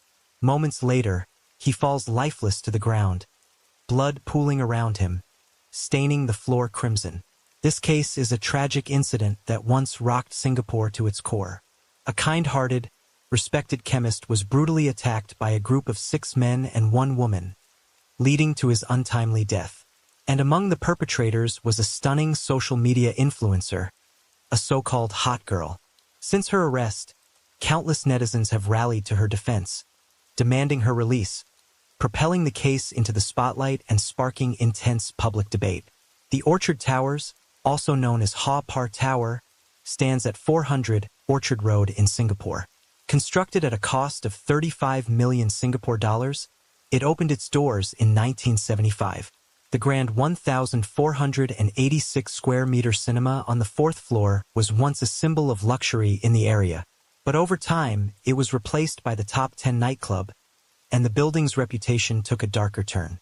It became notorious as a place where, as some described, you might catch passionate interactions between men and women right in the lobby. It was within this chaotic environment that the story we're about to uncover took place. At around 6:25 a.m. on July 2, 2019, just as dawn was breaking, John, the owner of a small eatery on the 1st floor of Orchard Towers, was startled awake by a loud scream. Peering outside, he was horrified to see a man covered in blood, clutching his stomach, collapsing in front of his shop. A crowd had gathered. Some were calling the police, others were shouting to catch the culprit, while a few simply stood by, watching the commotion unfold. Minutes later, an ambulance arrived, and paramedics rushed the victim to the hospital for emergency treatment.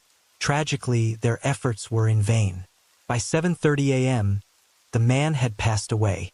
A forensic examination revealed the grim details. The victim had 3 stab wounds to his lower jaw and neck, a hematoma on the back of his head, and numerous bruises across his body. The fatal injury was a deep cut to his neck, where a sharp blade had severed a vein, causing massive blood loss. The victim was identified as Suthish Noel Gabidas, born on February 13, 1988. At just 31 years old, he was a brilliant Indian chemist working for an environmental science company in Singapore. Friends described Suthish as a kind and sociable man. He was always eager to help his neighbors, often sharing homemade meals, and had never made an enemy. He deeply loved his wife and was a devoted father to his 2 children. A true family man in every sense. But after his murder, his 10-year-old son and 4-year-old daughter were left to face a future without their father. Soon after, some witnesses posted photos of the crime scene online, which quickly climbed to the top of search trends, sparking heated discussions. A group of thugs brazenly attacked someone in a shopping center. This is outrageous. They clearly have no regard for the police. Isn't Singapore supposed to be known for its safety? The public's anger was palpable, and many demanded that the police swiftly apprehend the culprits to quell the growing outrage. Singapore's Criminal Investigation Department, CID, teamed up with the Tanglin Police Division to launch a joint investigation. A large contingent of officers descended on the scene, sealing off the main entrance to the building and interviewing witnesses. Because the victim had died from venous bleeding, unlike arterial bleeding, which causes blood to spurt, there was no dramatic spray, allowing him to stagger a short distance after being injured. This led many witnesses to initially mistake the incident for a mere brawl, paying little attention until he collapsed from excessive blood loss. Only then did the crowd realize something was terribly wrong. Some onlookers described the scene as utter chaos, with a large group of assailants attacking the victim before scattering in all directions after the assault. Among them, a young woman stood out. She appeared to be around 20 years old, dressed in a gray top, denim shorts, and black flip-flops, with a slim waist, long legs, and a striking figure. She was undeniably beautiful. While her accomplices fled, she returned to the building to retrieve a flip-flop that had fallen off, leaving a lasting impression on many witnesses. The police quickly identified the young woman involved. She frequently posted selfies and makeup tutorials online, amassing a significant following, making her a well-known social media influencer, often dubbed a hot girl. At first glance, her sweet, innocent image seemed worlds apart from that of a cold-blooded killer. Could she have had a personal grudge against Suthish? Or perhaps a romantic dispute that led her to enlist a group of thugs for revenge? However, this theory was swiftly dismissed by the police. Their investigation revealed that Suthish and Natalie Eugen, had never met and were complete strangers. How could there be any bad blood between them? According to Benjamin Tiffin Morris, Suthish's close friend, that evening Suthish had been drinking with friends at a bar in Orchard Towers. During their gathering, they heard the sounds of a fight breaking out at the Naughty Girl nightclub on the second floor. Curious, Suthish went to check out the commotion, never imagining that this decision would be his last. Benjamin explained that Suthish was killed while observing the brawl. It seemed increasingly likely that this was a random attack, which would explain why the victim and the perpetrators had no prior connection. Witness accounts confirmed that around 6:20 a.m. on July 2nd, just 5 minutes before Suthish's death, a heated altercation had indeed erupted outside the Naughty Girl nightclub. Two groups totaling more than 10 people clashed in a chaotic scene. One man even brandished a karambit knife, slashing wildly. Someone who couldn't dodge in time took a deep cut to the face, leaving them disfigured on the spot. As the two groups fought fiercely, the club's security guards stepped in to de-escalate the situation. But the guards, lacking combat skills, were overpowered. One of them even had a finger severed by the thugs. Amid the chaos, a woman stood out for her aggression, flipping a table over and preparing to charge into the fray. Sensing the situation spiraling out of control, a loud shout suddenly rang out from the crowd. "The police are coming." Panic ensued, and the brawl came to an abrupt halt. Several of the troublemakers fled the scene immediately. Through surveillance footage, the police identified the woman who flipped the table as Natalie Eugen. The man wielding the knife and the other individuals involved, however, remained unidentified for the time being. With no additional leads, the police decided to focus their investigation on Natalie. If they could piece together her movements on the night of the incident, tracking down the other suspects would become much easier. Using surveillance footage, nightclub registration records, and witness interviews, the police reconstructed part of the events leading up to the crime. Around 1 a.m. on July 1st, Natalie had accepted an invitation from two friends, Ong Diyuen and Zoltan Yunsheng, to go drinking at Club Mao. After a few rounds of drinks, the group moved to Club Peaches to continue their night of revelry. By 5 a.m., they were still not ready to call it quits. Coincidentally, some of their other friends, Tan Sanyong, Lu Bunchong, Chan Jiaxing, and Tan Hongheng, were also drinking nearby. The two groups ran into each other, and someone suggested they all join forces to keep the party going. At 5:25 a.m., the seven of them gathered and headed to the Naughty Girl nightclub in Orchard Towers, ready for what they called their third round of battle. While there, Tan Sanyong and Natalie started playing a card game. Tan, not being particularly skilled, ended up drinking heavily as a penalty. Natalie teased him, saying, "Don't you know how to play?" It was meant as a light-hearted jab, but Tan, already heavily intoxicated, flew into a rage. He pulled a karambit knife from his pocket, slammed it onto the table, and glared as if he were about to lash out. The others around them, alarmed, quickly intervened to calm him down, narrowly averting a confrontation. About an hour after this tense moment, the group finally ran out of steam and decided to head home. But as they stepped outside, they crossed paths with a rival group with whom they had a long-standing feud. With alcohol fueling their aggression, a fierce clash erupted, though it's unclear who threw the first punch. The brawl drew a crowd of onlookers, and Suthish was among them, watching the chaos unfold. Reviewing the surveillance footage from outside the nightclub, the police noted that two individuals sustained bleeding injuries during the fight, though neither was life-threatening. Afterward, Natalie and the 6 men took the elevator down to the first floor to leave. At the same moment, Suthish, having observed the commotion, was descending on that's when tragedy struck. After further verification, the police confirmed that it was Natalie's group of 7 who had attacked Suthish. Without hesitation, the authorities moved to arrest them. What's surprising is that, within this group of young adults, most of whom were in their early 20s, several were already familiar faces in the prison system, hardened criminals with a history of unrepentant behavior. Out of the 7 suspects, Tan Senyong, Ong De-yuan, and Tan Hongheng all had prior criminal records.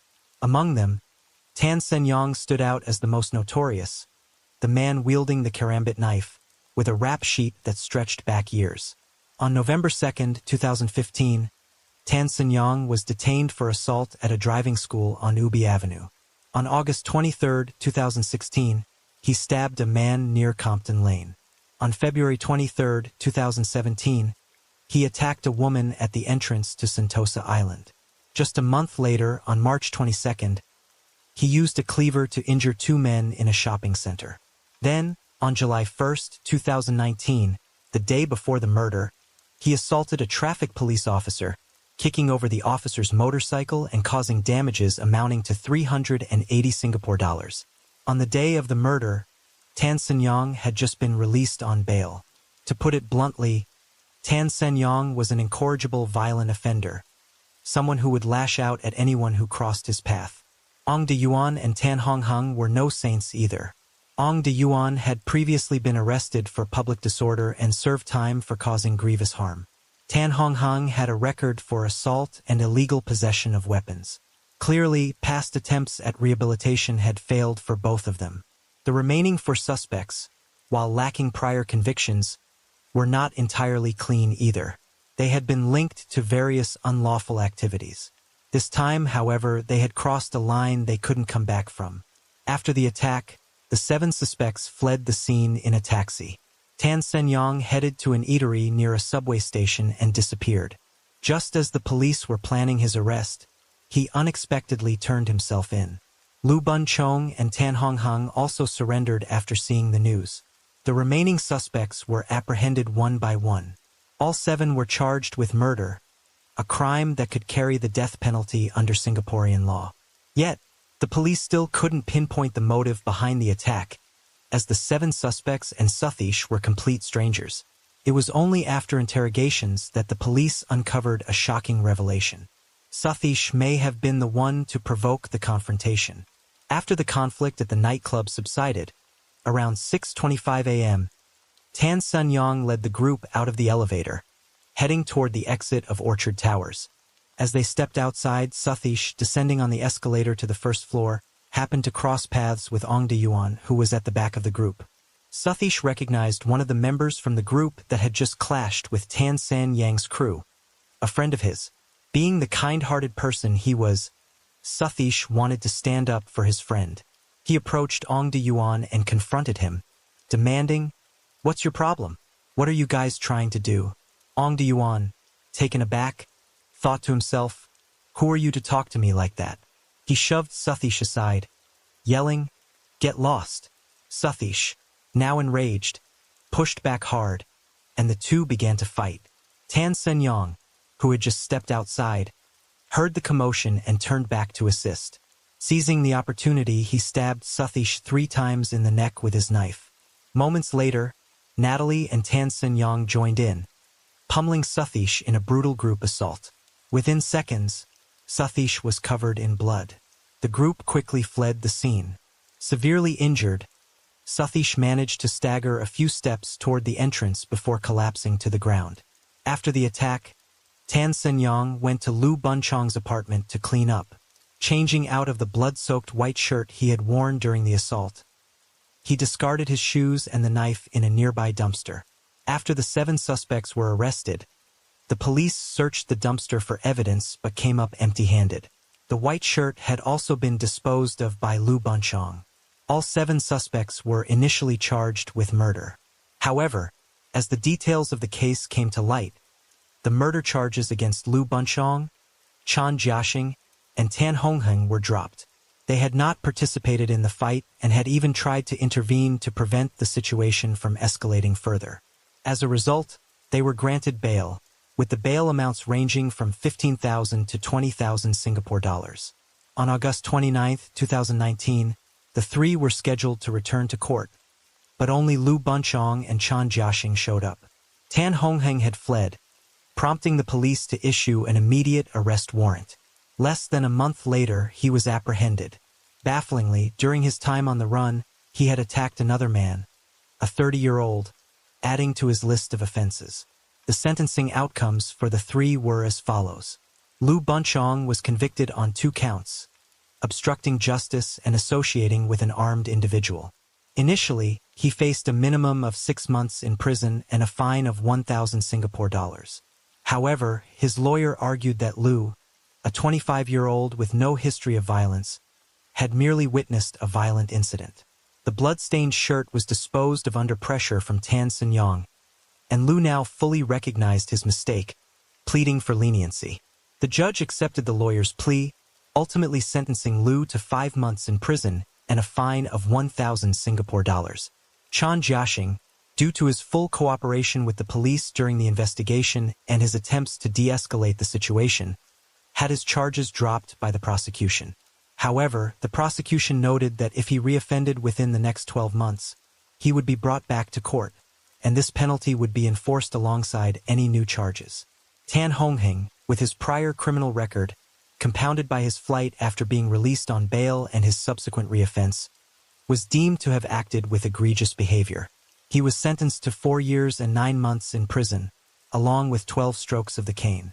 Singapore's infamous caning punishment is known worldwide. 12 strokes are enough to leave lasting scars, if not worse. Many would say he got what he deserved. Among the remaining 4 suspects, the murder charges against Tan Sen-yong, Ong De-yuan, Joel Tan Yuan-shing, and Natalie Xiao Eugene were eventually reduced. Tan Song-yang's murder charge was downgraded to assault. Because he had led the other group members to surrender, he was ultimately sentenced to just 4 weeks in prison. Ong De-yuan, with his prior criminal record, combined with this assault charge, received a total sentence of 8 months in prison and 6 strokes of the cane. Now, let's delve deeper into Natalie Xiao Eugene's case. As the only woman in the group of 7, coupled with her striking beauty and status as a social media influencer, she garnered significant attention from the outset. Her fans created a Natalie Xiao Eugene supporters group on various online forums, sharing numerous glamorous photos of her. The posts quickly went viral, amassing over 220,000 supporters in a single day. Her advocates expressed sentiments like, "She's a good girl who was just dragged into this by her friends, and I hope the police give her a chance." Many rallied behind her, urging the authorities to release her swiftly. Of course, there were dissenting voices as well, with some commenting, "As a woman, she was even more aggressive than the men. She's no saint." The online discourse about her flooded social media, drawing even more attention to the case. During her trial, Natalie Shao Eugene stated, "I never thought Satish would actually die. I had been drinking, and when I saw my friend being attacked, I wanted to help. I know being drunk isn't an excuse. I'm truly sorry." Since the fatal wound was not inflicted by her, her murder charge was reduced to causing grievous harm, though she faced an additional charge of associating with an armed individual. With this outcome, Natalie Shao Eugene was visibly elated in court. The reduced charge meant she had escaped the death penalty and had a chance at parole. After being granted parole and returning home, she shared her feelings of being given a second chance at life on Facebook, expressing her commitment to fully cooperate with the prosecution in future hearings. On October 9, 2020, Natalie Shao Eugene returned to court for her sentencing and was given a 5-month prison term. As a woman, she was exempt from caning. Due to her good behavior and the 107 days she had already spent in pretrial detention, she ultimately served just over 3 months and was released on January 18, 2021. Her sentence sparked widespread dissatisfaction and confusion among the public. Many voiced their frustration. Is this what they call a prison sentence? It's just for show, like a slap on the wrist. Far too lenient. She's so young and already this aggressive? Letting her off so easily will only make her disrespect the law even more. She might commit another crime in the future. Others speculated the judge probably went easy on her because she's a beautiful social media influencer. However, she also had a significant number of supporters. After her release, Natalie Shao Eugene received an outpouring of encouragement and gifts from fans, who comforted her with messages like, "It's all in the past now. Look forward to the future." The debate surrounding her lingered for a long time, with opinions sharply divided between praise and criticism. Ironically, the incident only amplified Natalie Shao Eugene's fame. Finally, let's turn our attention to the main perpetrator of this case, Tan Sin Yong. As the one who wielded the knife, his role in the murder was undeniable, and all eyes were on the court to see what fate awaited him. On October 3, 2023, Tan Sin Yong, then 32 years old, was officially brought to trial. Justice Eddie Abdullah of Singapore's High Court presided over the proceedings. During the trial, 47 witnesses, including the 6 co-defendants, were called to testify. The judge began by playing surveillance footage from the first and second floors of Orchard Towers. The prosecutor then stated that on July 2, 2019, Tan Sin Yong had used a knife to attack onlooker Muhammad Faris Muhammad Ali and security guard B. Bharath Krishnan during the brawl, before using the same weapon to assault Satish. The evidence demonstrated that Tan Sin Yong had intentionally aimed to kill Satish. It was neither accidental nor reckless, constituting the crime of murder. Facing the prosecution's charges, Tan Sin Yong's defense lawyer pulled out all the stops, presenting various arguments to mitigate the crime. They claimed, for instance, another person's weapon caused Satish's death. In the surveillance footage, one of the group members was holding a black object, and Satish had 8 wounds on his body, but the video only captured Tan Sin Yong striking 3 times. However, the judge dismissed these claims outright, stating that the black object was an e-cigarette, and that the fatal wound on the victim was caused by a sharp blade, consistent with the characteristics of the knife Tan Sin Yong carried. He had a karambit knife, a curved blade with a circular ring at the end of the handle, a weapon known for inflicting distinct wounds in a fight. The defense lawyer persisted, arguing that Tan Sin Yong was intoxicated at the time of the incident, impairing his judgment, and thus should not be convicted of murder. But the judge remained unmoved, responding calmly. Throughout the entire brawl, Tan Sin Yong had a clear target, specifically attacking Satish's face and neck. This isn't something that can be achieved by swinging a knife recklessly. It's evident he was sober and acted with clear intent. The surveillance footage shows unequivocally that Tan Sin Yong delivered the fatal blow. All attempts at defense fell apart. After more than 5 months of proceedings, on April 25, 2024, Tan Sin Yong was sentenced to life imprisonment and 12 strokes of the cane. With the trial of the final suspect concluded, the case seemed to have reached its end. But for Satish's family and friends, the pain in their hearts remained an open wound, unlikely to ever fully heal. Nadia M. Din, a former classmate of Satish and a well-known online personality, later posted a 12-minute video to honor his memory. Satish was such a cheerful person, playful at times but always principled and incredibly kind-hearted. When I was pregnant and struggling to move around, he'd go out of his way to open the car door for me and look after my toddler son. For him to be taken away like this, leaving behind his wife and 2 young children, it's heartbreaking. I really want to help his family because he was truly a good person. Leveraging her online influence, Nadia raised a substantial sum through crowdfunding and donated it entirely to Sathish's wife. Sathish's best friend, Hasif Nidoro, also shared a post on Facebook. Sathish was my drinking buddy, an amazing friend. We'd often drink, eat, and smoke together. It was our little joy. He was also quite forgetful, once leaving his favorite cap behind at a bar. Hasif later retrieved the cap and personally delivered it to Sathish's family, a touching gesture that spoke volumes about their friendship. However, the story doesn't end there. Sathish's case stirred significant unrest in society. Due in part to Natalie So Eugene's fame, the case drew increasing attention. Many felt the sentences were too lenient. Out of the 7 suspects, only 1 received a life sentence, with no death penalty imposed. People expressed outrage on Sathish's behalf, believing the perpetrators deserved harsher punishment. Over time, however, public sentiment began to shift. Singapore is a multi-ethnic, multicultural nation, and while its legal system emphasizes equality, societal and contexts sometimes lead to perceived inequities among different groups. In this trial, the varying severity of the sentences for the 7 suspects, particularly the fact that Chan Jiaxing had his charges dropped and was released, provided an opportunity for some to amplify the issue. Certain individuals seized the moment to highlight perceived judicial unfairness, claiming that ethnic minorities faced harsher sentences, while those of Chinese descent were treated more leniently.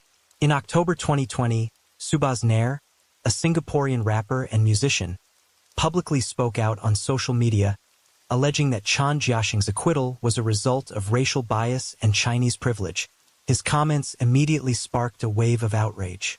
Some supported his view, arguing that Singapore's justice system was inherently unfair. Authorities quickly responded, stating that such rhetoric could undermine Singapore's racial harmony, deeply divide society, and severely disrespect the court's authority. They clarified that not all 7 suspects had participated in the assault.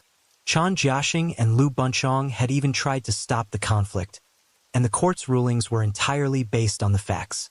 On July 18, 2023, a local judge ruled that Subhas had intentionally incited racial tensions, releasing songs with overtly provocative and offensive content. He was sentenced to 6 weeks in prison. And so, the story comes to a close. While the perpetrators have received their due punishment for Sathish's family, the pain of losing a loved one can never be fully mended. Reflecting on the entire case, we see Natalie Xiao Yugen as a young woman with a beautiful, innocent appearance, but a reckless and impulsive streak. She was easily swept up in late-night partying, entangled in complicated relationships, and lost her sense of direction in life.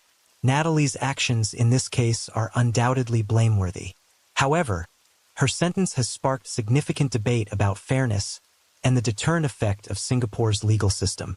Some argue she was shown excessive leniency, while her co-defendants faced much harsher penalties, even the possibility of the death penalty. Natalie's story serves as a cautionary tale for young people, especially those with a social media following, about the importance of maintaining a healthy lifestyle, steering clear advices, and avoiding toxic relationships. At the same time, the case raises broader questions about fairness in the legal system, how society treats young offenders, and the role that physical appearance might play in judicial outcomes. What do you think about Natalie Xiao Yugen, the hot girl who found herself entangled in this legal ordeal?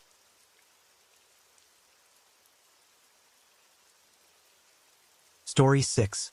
In 2022, Elon Musk sent shockwaves through the financial world when he boldly shelled out $44 billion to acquire Twitter, thrusting himself into the center of global attention.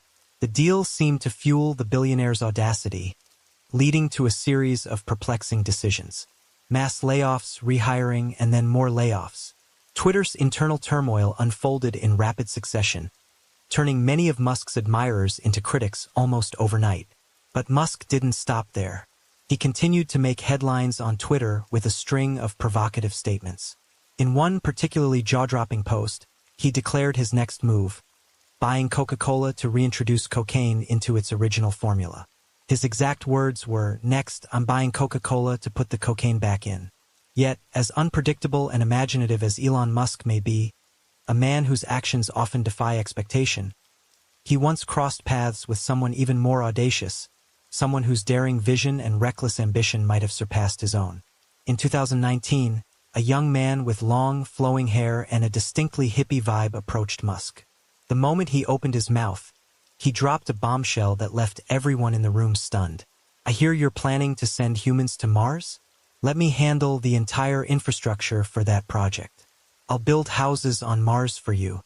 Not only that, but the young man confidently presented a detailed plan, complete with a projected budget of a staggering $1 trillion. Musk's initial instinct was to throw this madman out of the room. "Do you think I'm a fool? $1 trillion? Why don't you just fly straight into the sky yourself?" he retorted. But then he paused, caught off guard, because the man standing before him was, quite literally, there to discuss flying into the sky. Still, Musk restrained his emotions. After all, this wasn't just some nobody. The man was the CEO of a tech company valued even higher than Musk's own SpaceX. So, who was this enigmatic figure? Let's take a step back and look at the landscape of top-valued private companies in 2018. Names like Airbnb, Stripe, and Elon Musk's SpaceX were among the leaders. But towering above them all, with a valuation of $150 billion, was WeWork, a startup focused on shared workspaces. And the man bold enough to pitch a $1 trillion deal to Musk was none other than Adam Neumann, the founder and CEO of WeWork. Despite its lofty valuation, in Musk's eyes, WeWork held no real technological value. To him, it was nothing more than a real estate brokerage masquerading as a tech company, plain and simple. The notion struck him as utterly laughable. Yet, to many investors at the time, Adam Neumann was a visionary entrepreneur, a daring dreamer who wasn't afraid to act on his ambitions. To WeWork's employees, he was a savior, a leader with a grand mission to change the world. To his family and friends, Adam Neumann was like 24-karat gold, wealthy, talented, and fiercely loyal to his wife. Unlike Musk or Jeff Bezos, billionaires who, after amassing their fortunes, quickly divorced their wives to pursue new lives, Adam Neumann was the epitome of a devoted husband. He not only met his wife's every demand without question, but even when she betrayed him, leading to a loss of 90% of his wealth, Adam harbored no resentment and never abandoned her. Though Adam Neumann remains a polarizing figure, one thing is undeniable. His imagination and audacity deserve recognition.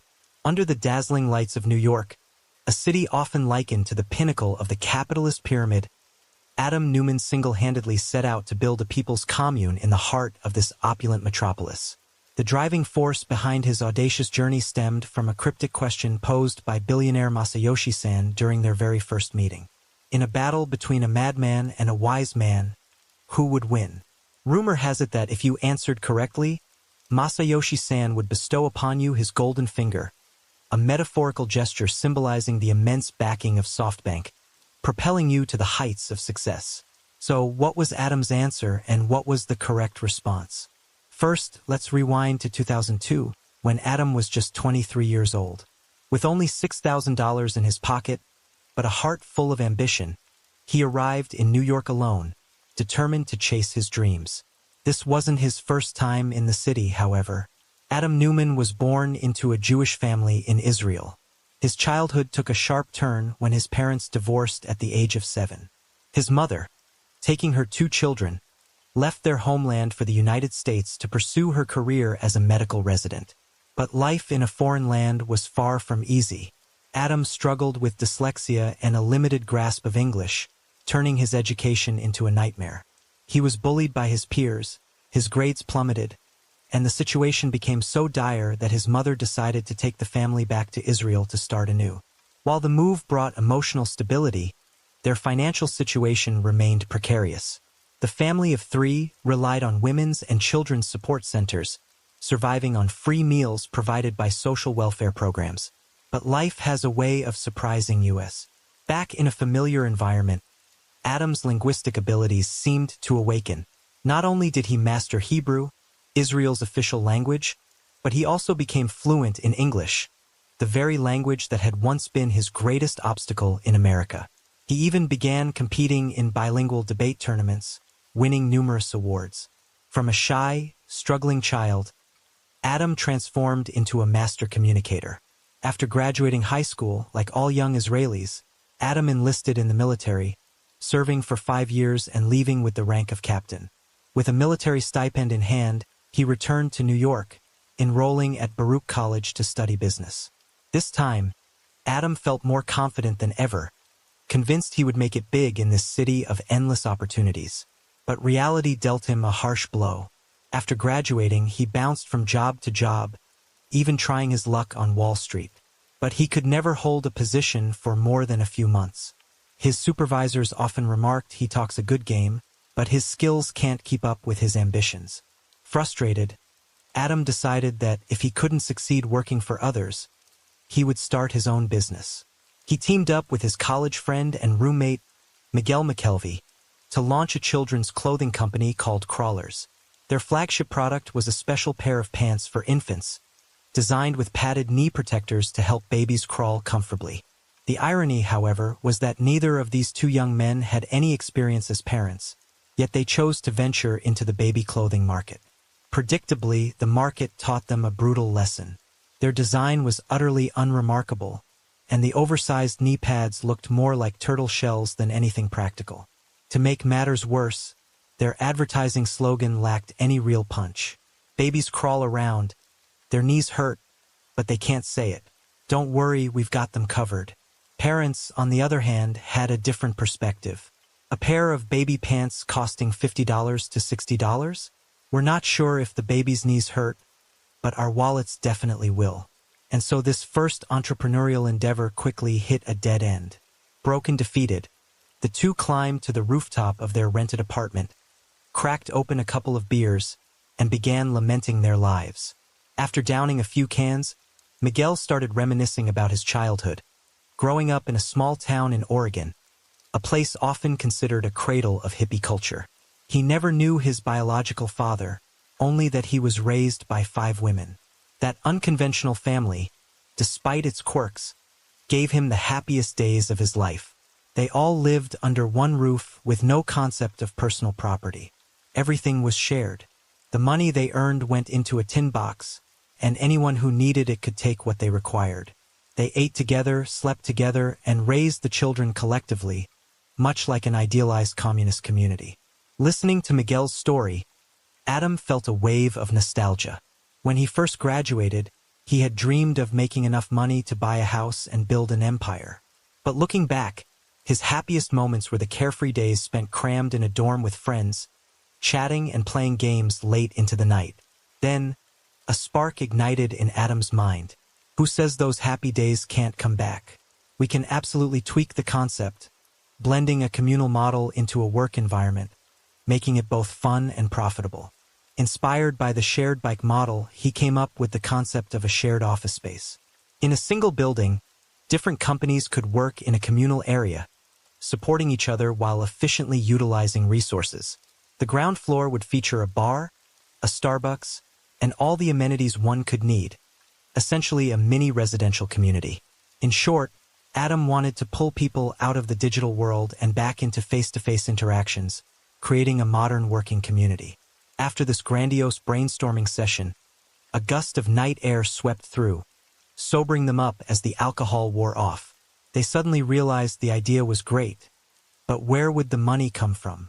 Having just failed in their last business venture, they were barely scraping by for food. How could they possibly fund a new startup? A few days later, Adam approached their landlord. With his silver tongue, he managed to convince the landlord to lease them an entire floor on an installment plan. Alongside this, the duo scrambled to secure a small bank loan, which they used to buy desks, chairs, a fax machine, a printer, and other basic supplies. And so, Green Desk, literally the Green Desk, was born. At the time, the United States was just emerging from the financial crisis. Those who had endured unemployment and struggled to find work had lost faith in large corporations, turning instead to entrepreneurship. However, these microbusinesses often lacked the funds to afford expensive office spaces in New York.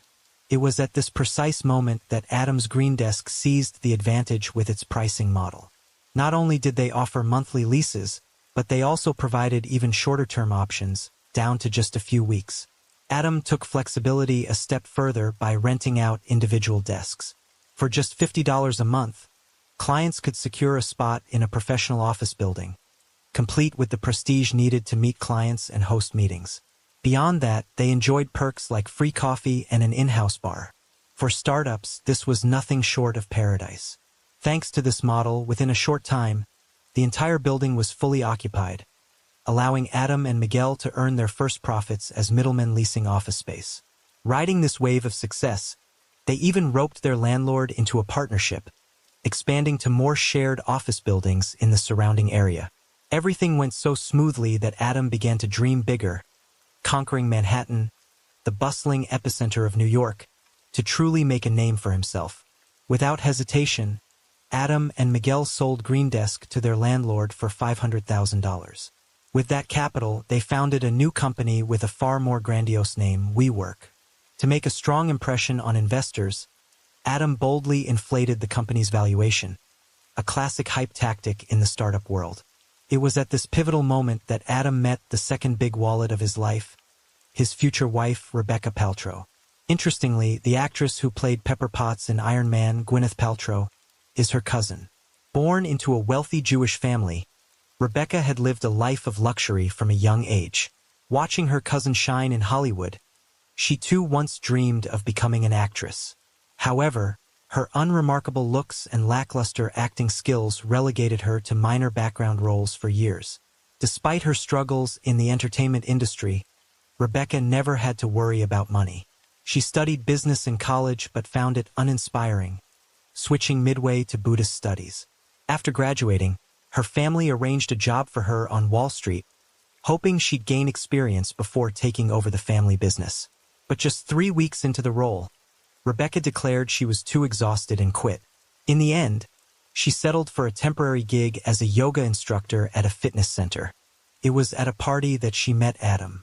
Upon realizing Rebecca was a true bai fu mei, a Chinese term for a wealthy fair-skinned beauty, Adam launched into a relentless pursuit. Not long after, the two were planning their wedding. To win over this heiress, Adam knew he had to polish his image to perfection. When founding WeWork, he didn't hesitate to hype the company's value to an astronomical figure. That inflated valuation was like a glittering layer of gold wrapped around the company. But Rebecca's father, a seasoned businessman with years of experience, saw right through the ploy. Still, his beloved daughter was determined to marry Adam, so he kept his thoughts to himself, offering only a knowing smile. Not only that, but on their wedding day, he generously gifted the young couple a lavish dowry, $1 million in cash. Marrying into a wealthy family, Adam truly reached the pinnacle of his life. With his father-in-law's backing, WeWork rapidly expanded across New York, securing one contract after another and growing at a breathtaking pace. In return for this support, Adam tirelessly helped his wife chase her acting dreams. But perhaps Rebecca was never meant for the entertainment world.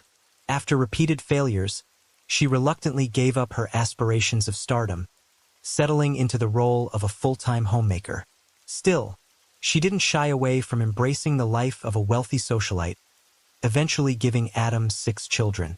As an heiress born with a silver spoon, Rebecca was determined that her children would enjoy the same luxurious upbringing she had.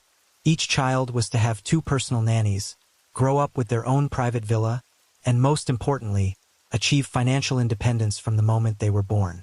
With 12 nannies, 6 villas, and trust funds worth millions of dollars for each child, even a billionaire like Bill Gates might have raised an eyebrow at such demands. But Adam, utterly devoted to his wife, agreed without a second thought.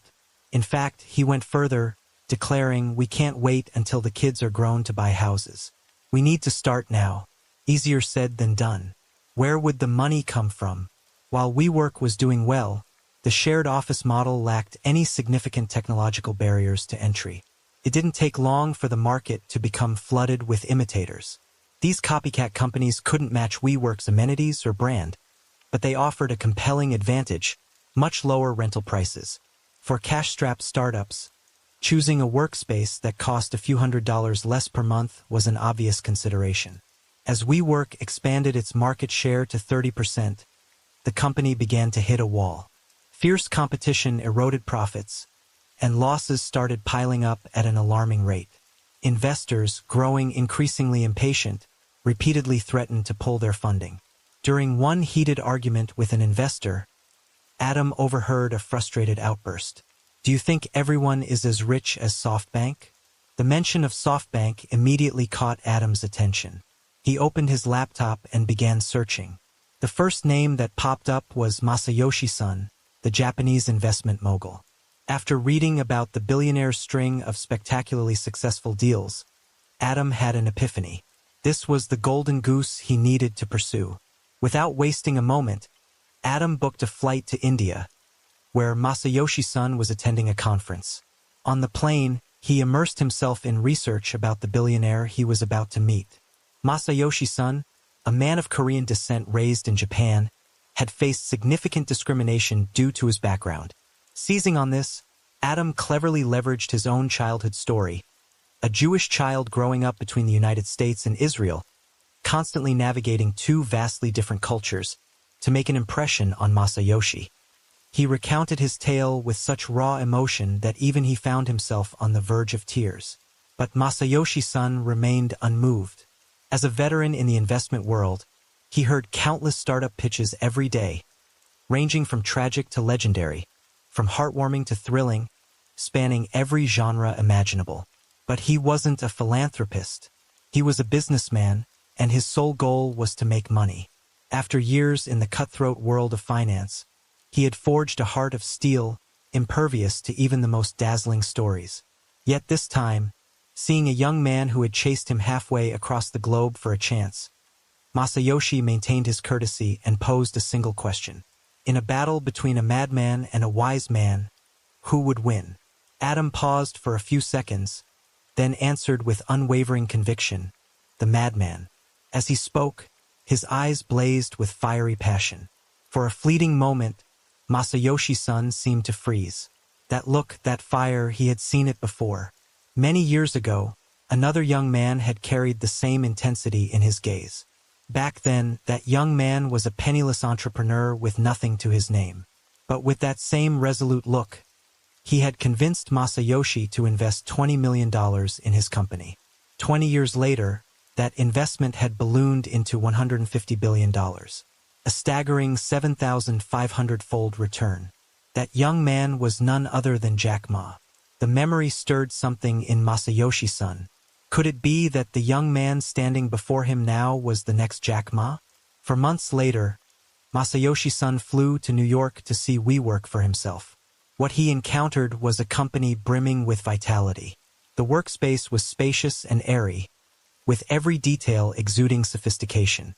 The pantry area was bright and tidy, and the entire office was designed in the Japanese wabi-sabi style, simple yet elegant. But what impressed him most wasn't the decor, it was the people. Here, there were no weary employees dragging themselves through endless overtime.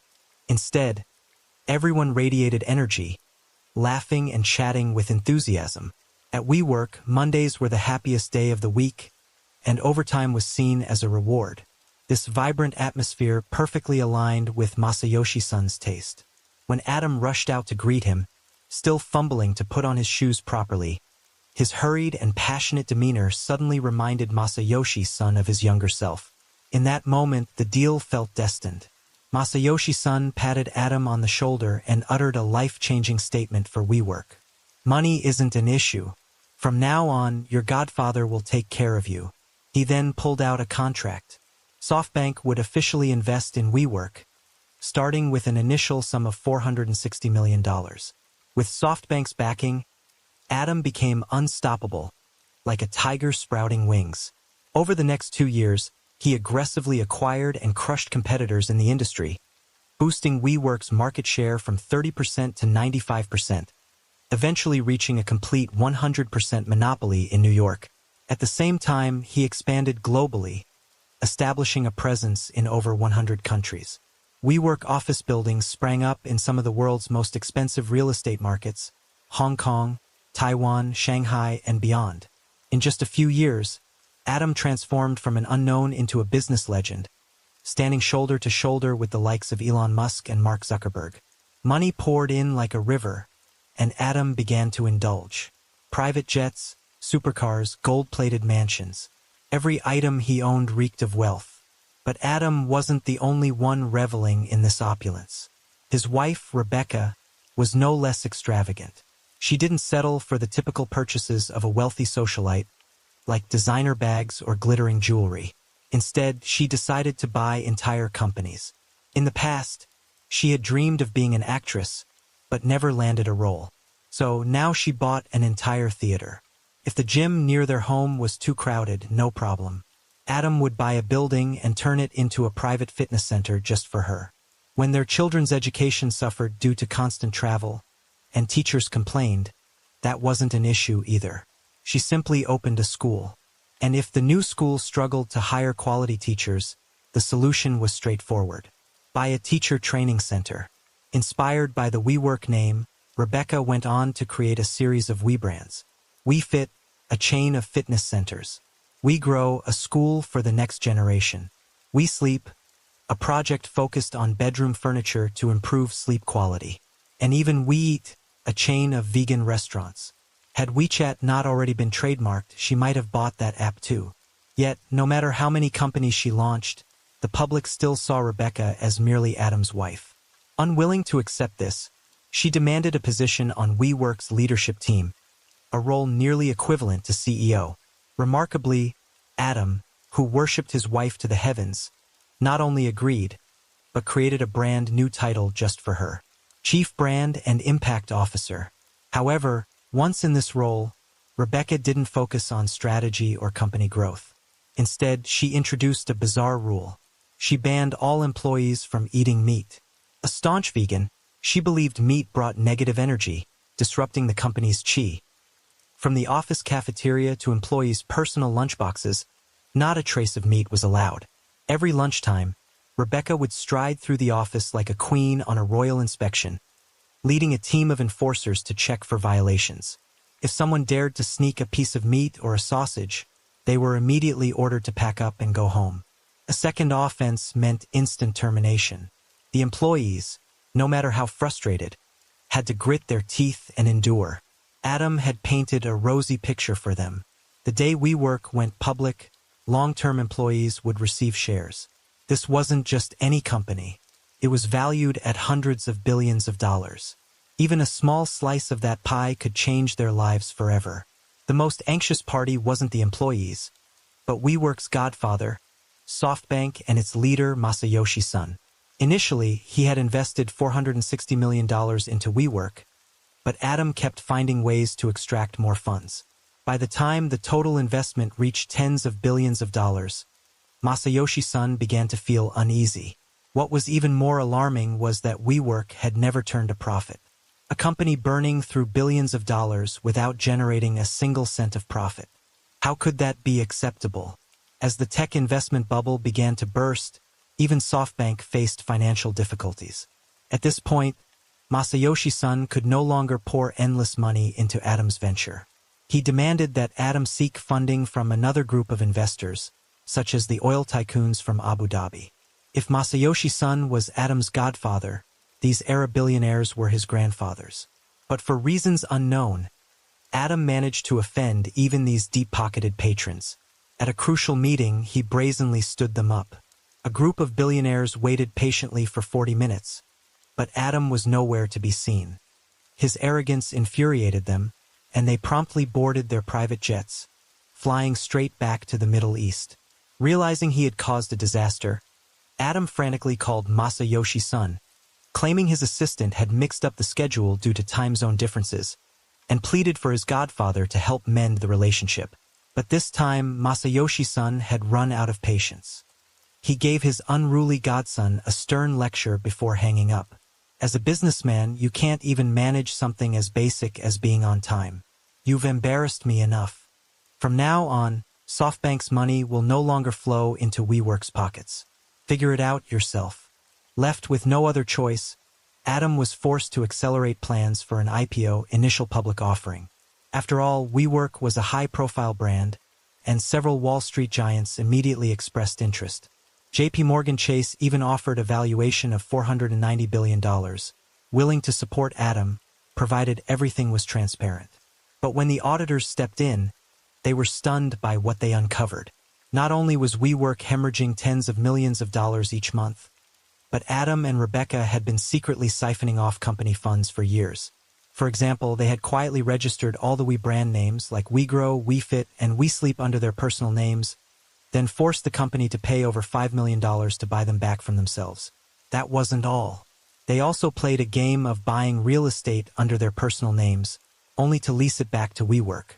In other words, the company, which appeared to be in the business of renting spaces, was actually renting from its own CEO, Adam. All the investments in projects like the school, vegan restaurants, and gyms were made in the company's name.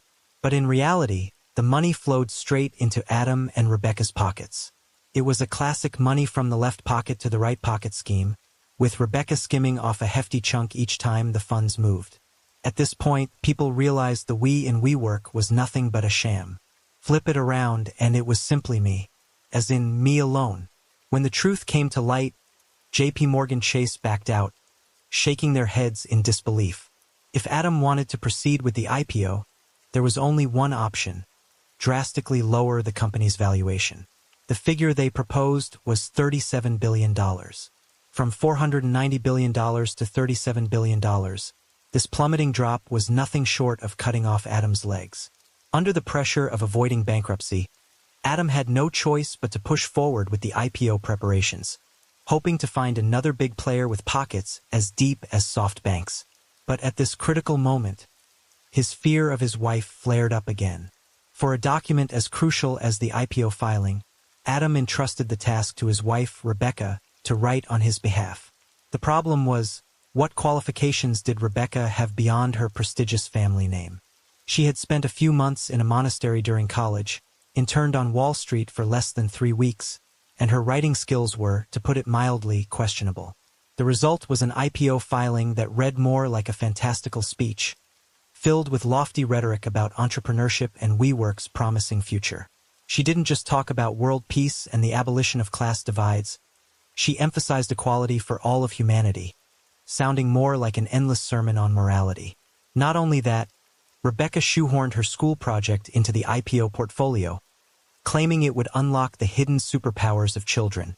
And to top it all off, she boldly declared herself as WeWork's successor. Her husband's business, she decided, would become a family enterprise, with her holding the reins indefinitely. Investors reading the IPO filing couldn't believe their eyes. No one could fathom how a couple could be so reckless or produce such an absurd financial document. It might have been entertaining to read, but no one was willing to invest in it. And with that, the dream of an IPO went up in smoke. As WeWork descended into chaos, someone finally stepped up to fight back: Miguel McKelvey, the co-founder who had long been relegated to the background by Adam. Quiet and unassuming, Miguel had spent years playing second fiddle, letting Adam take the spotlight. But after reading the IPO filing, he could no longer hold back his outrage. What the hell is this? Since when did his wife become a company founder, and she wants to pass the throne to herself? Does she think I don't even exist? Furious, Miguel decided to take action.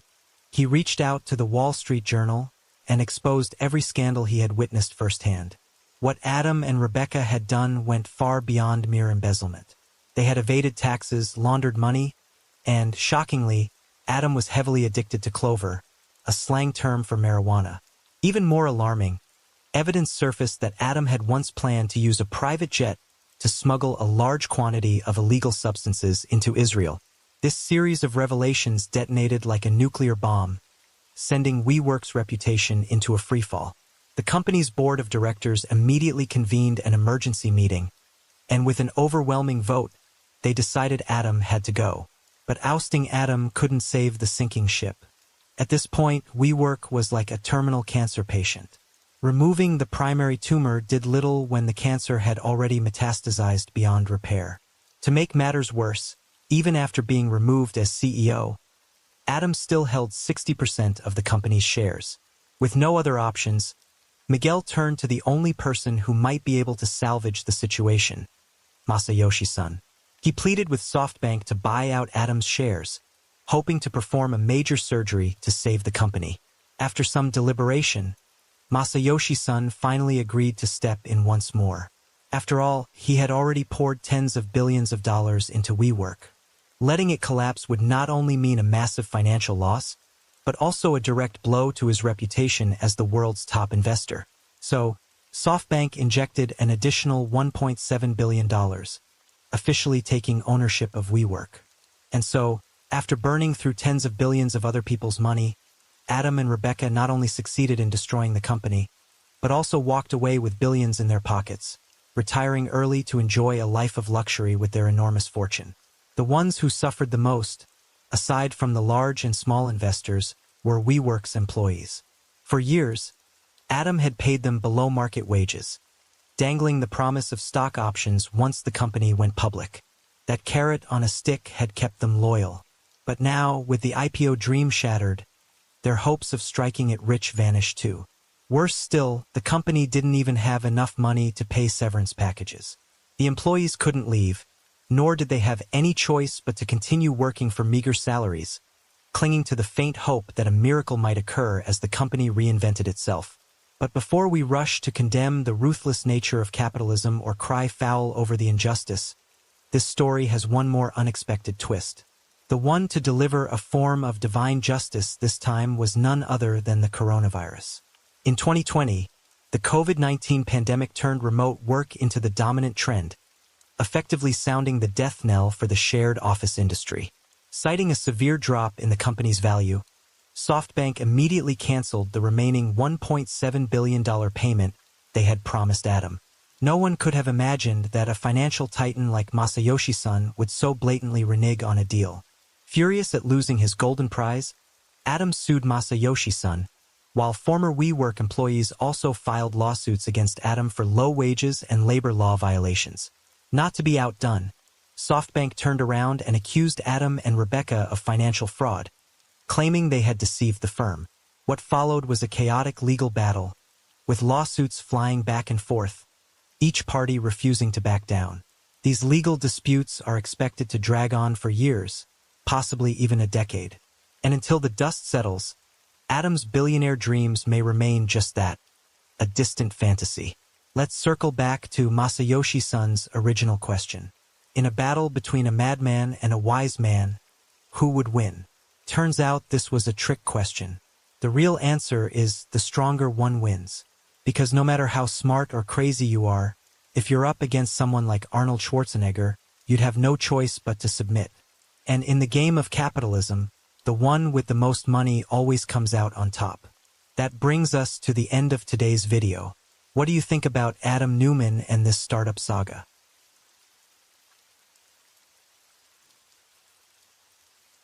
And the night deepens. Thank you for being here with me at Radio Night Crime. True crime stories remind us of life's mysteries and the need to stay aware, even in the stillness of the night. If you enjoyed tonight's story, don't forget to like, share, and subscribe. Let the sound of the rain lull you to sleep, and until next time, stay safe, stay curious, and let the night keep you company.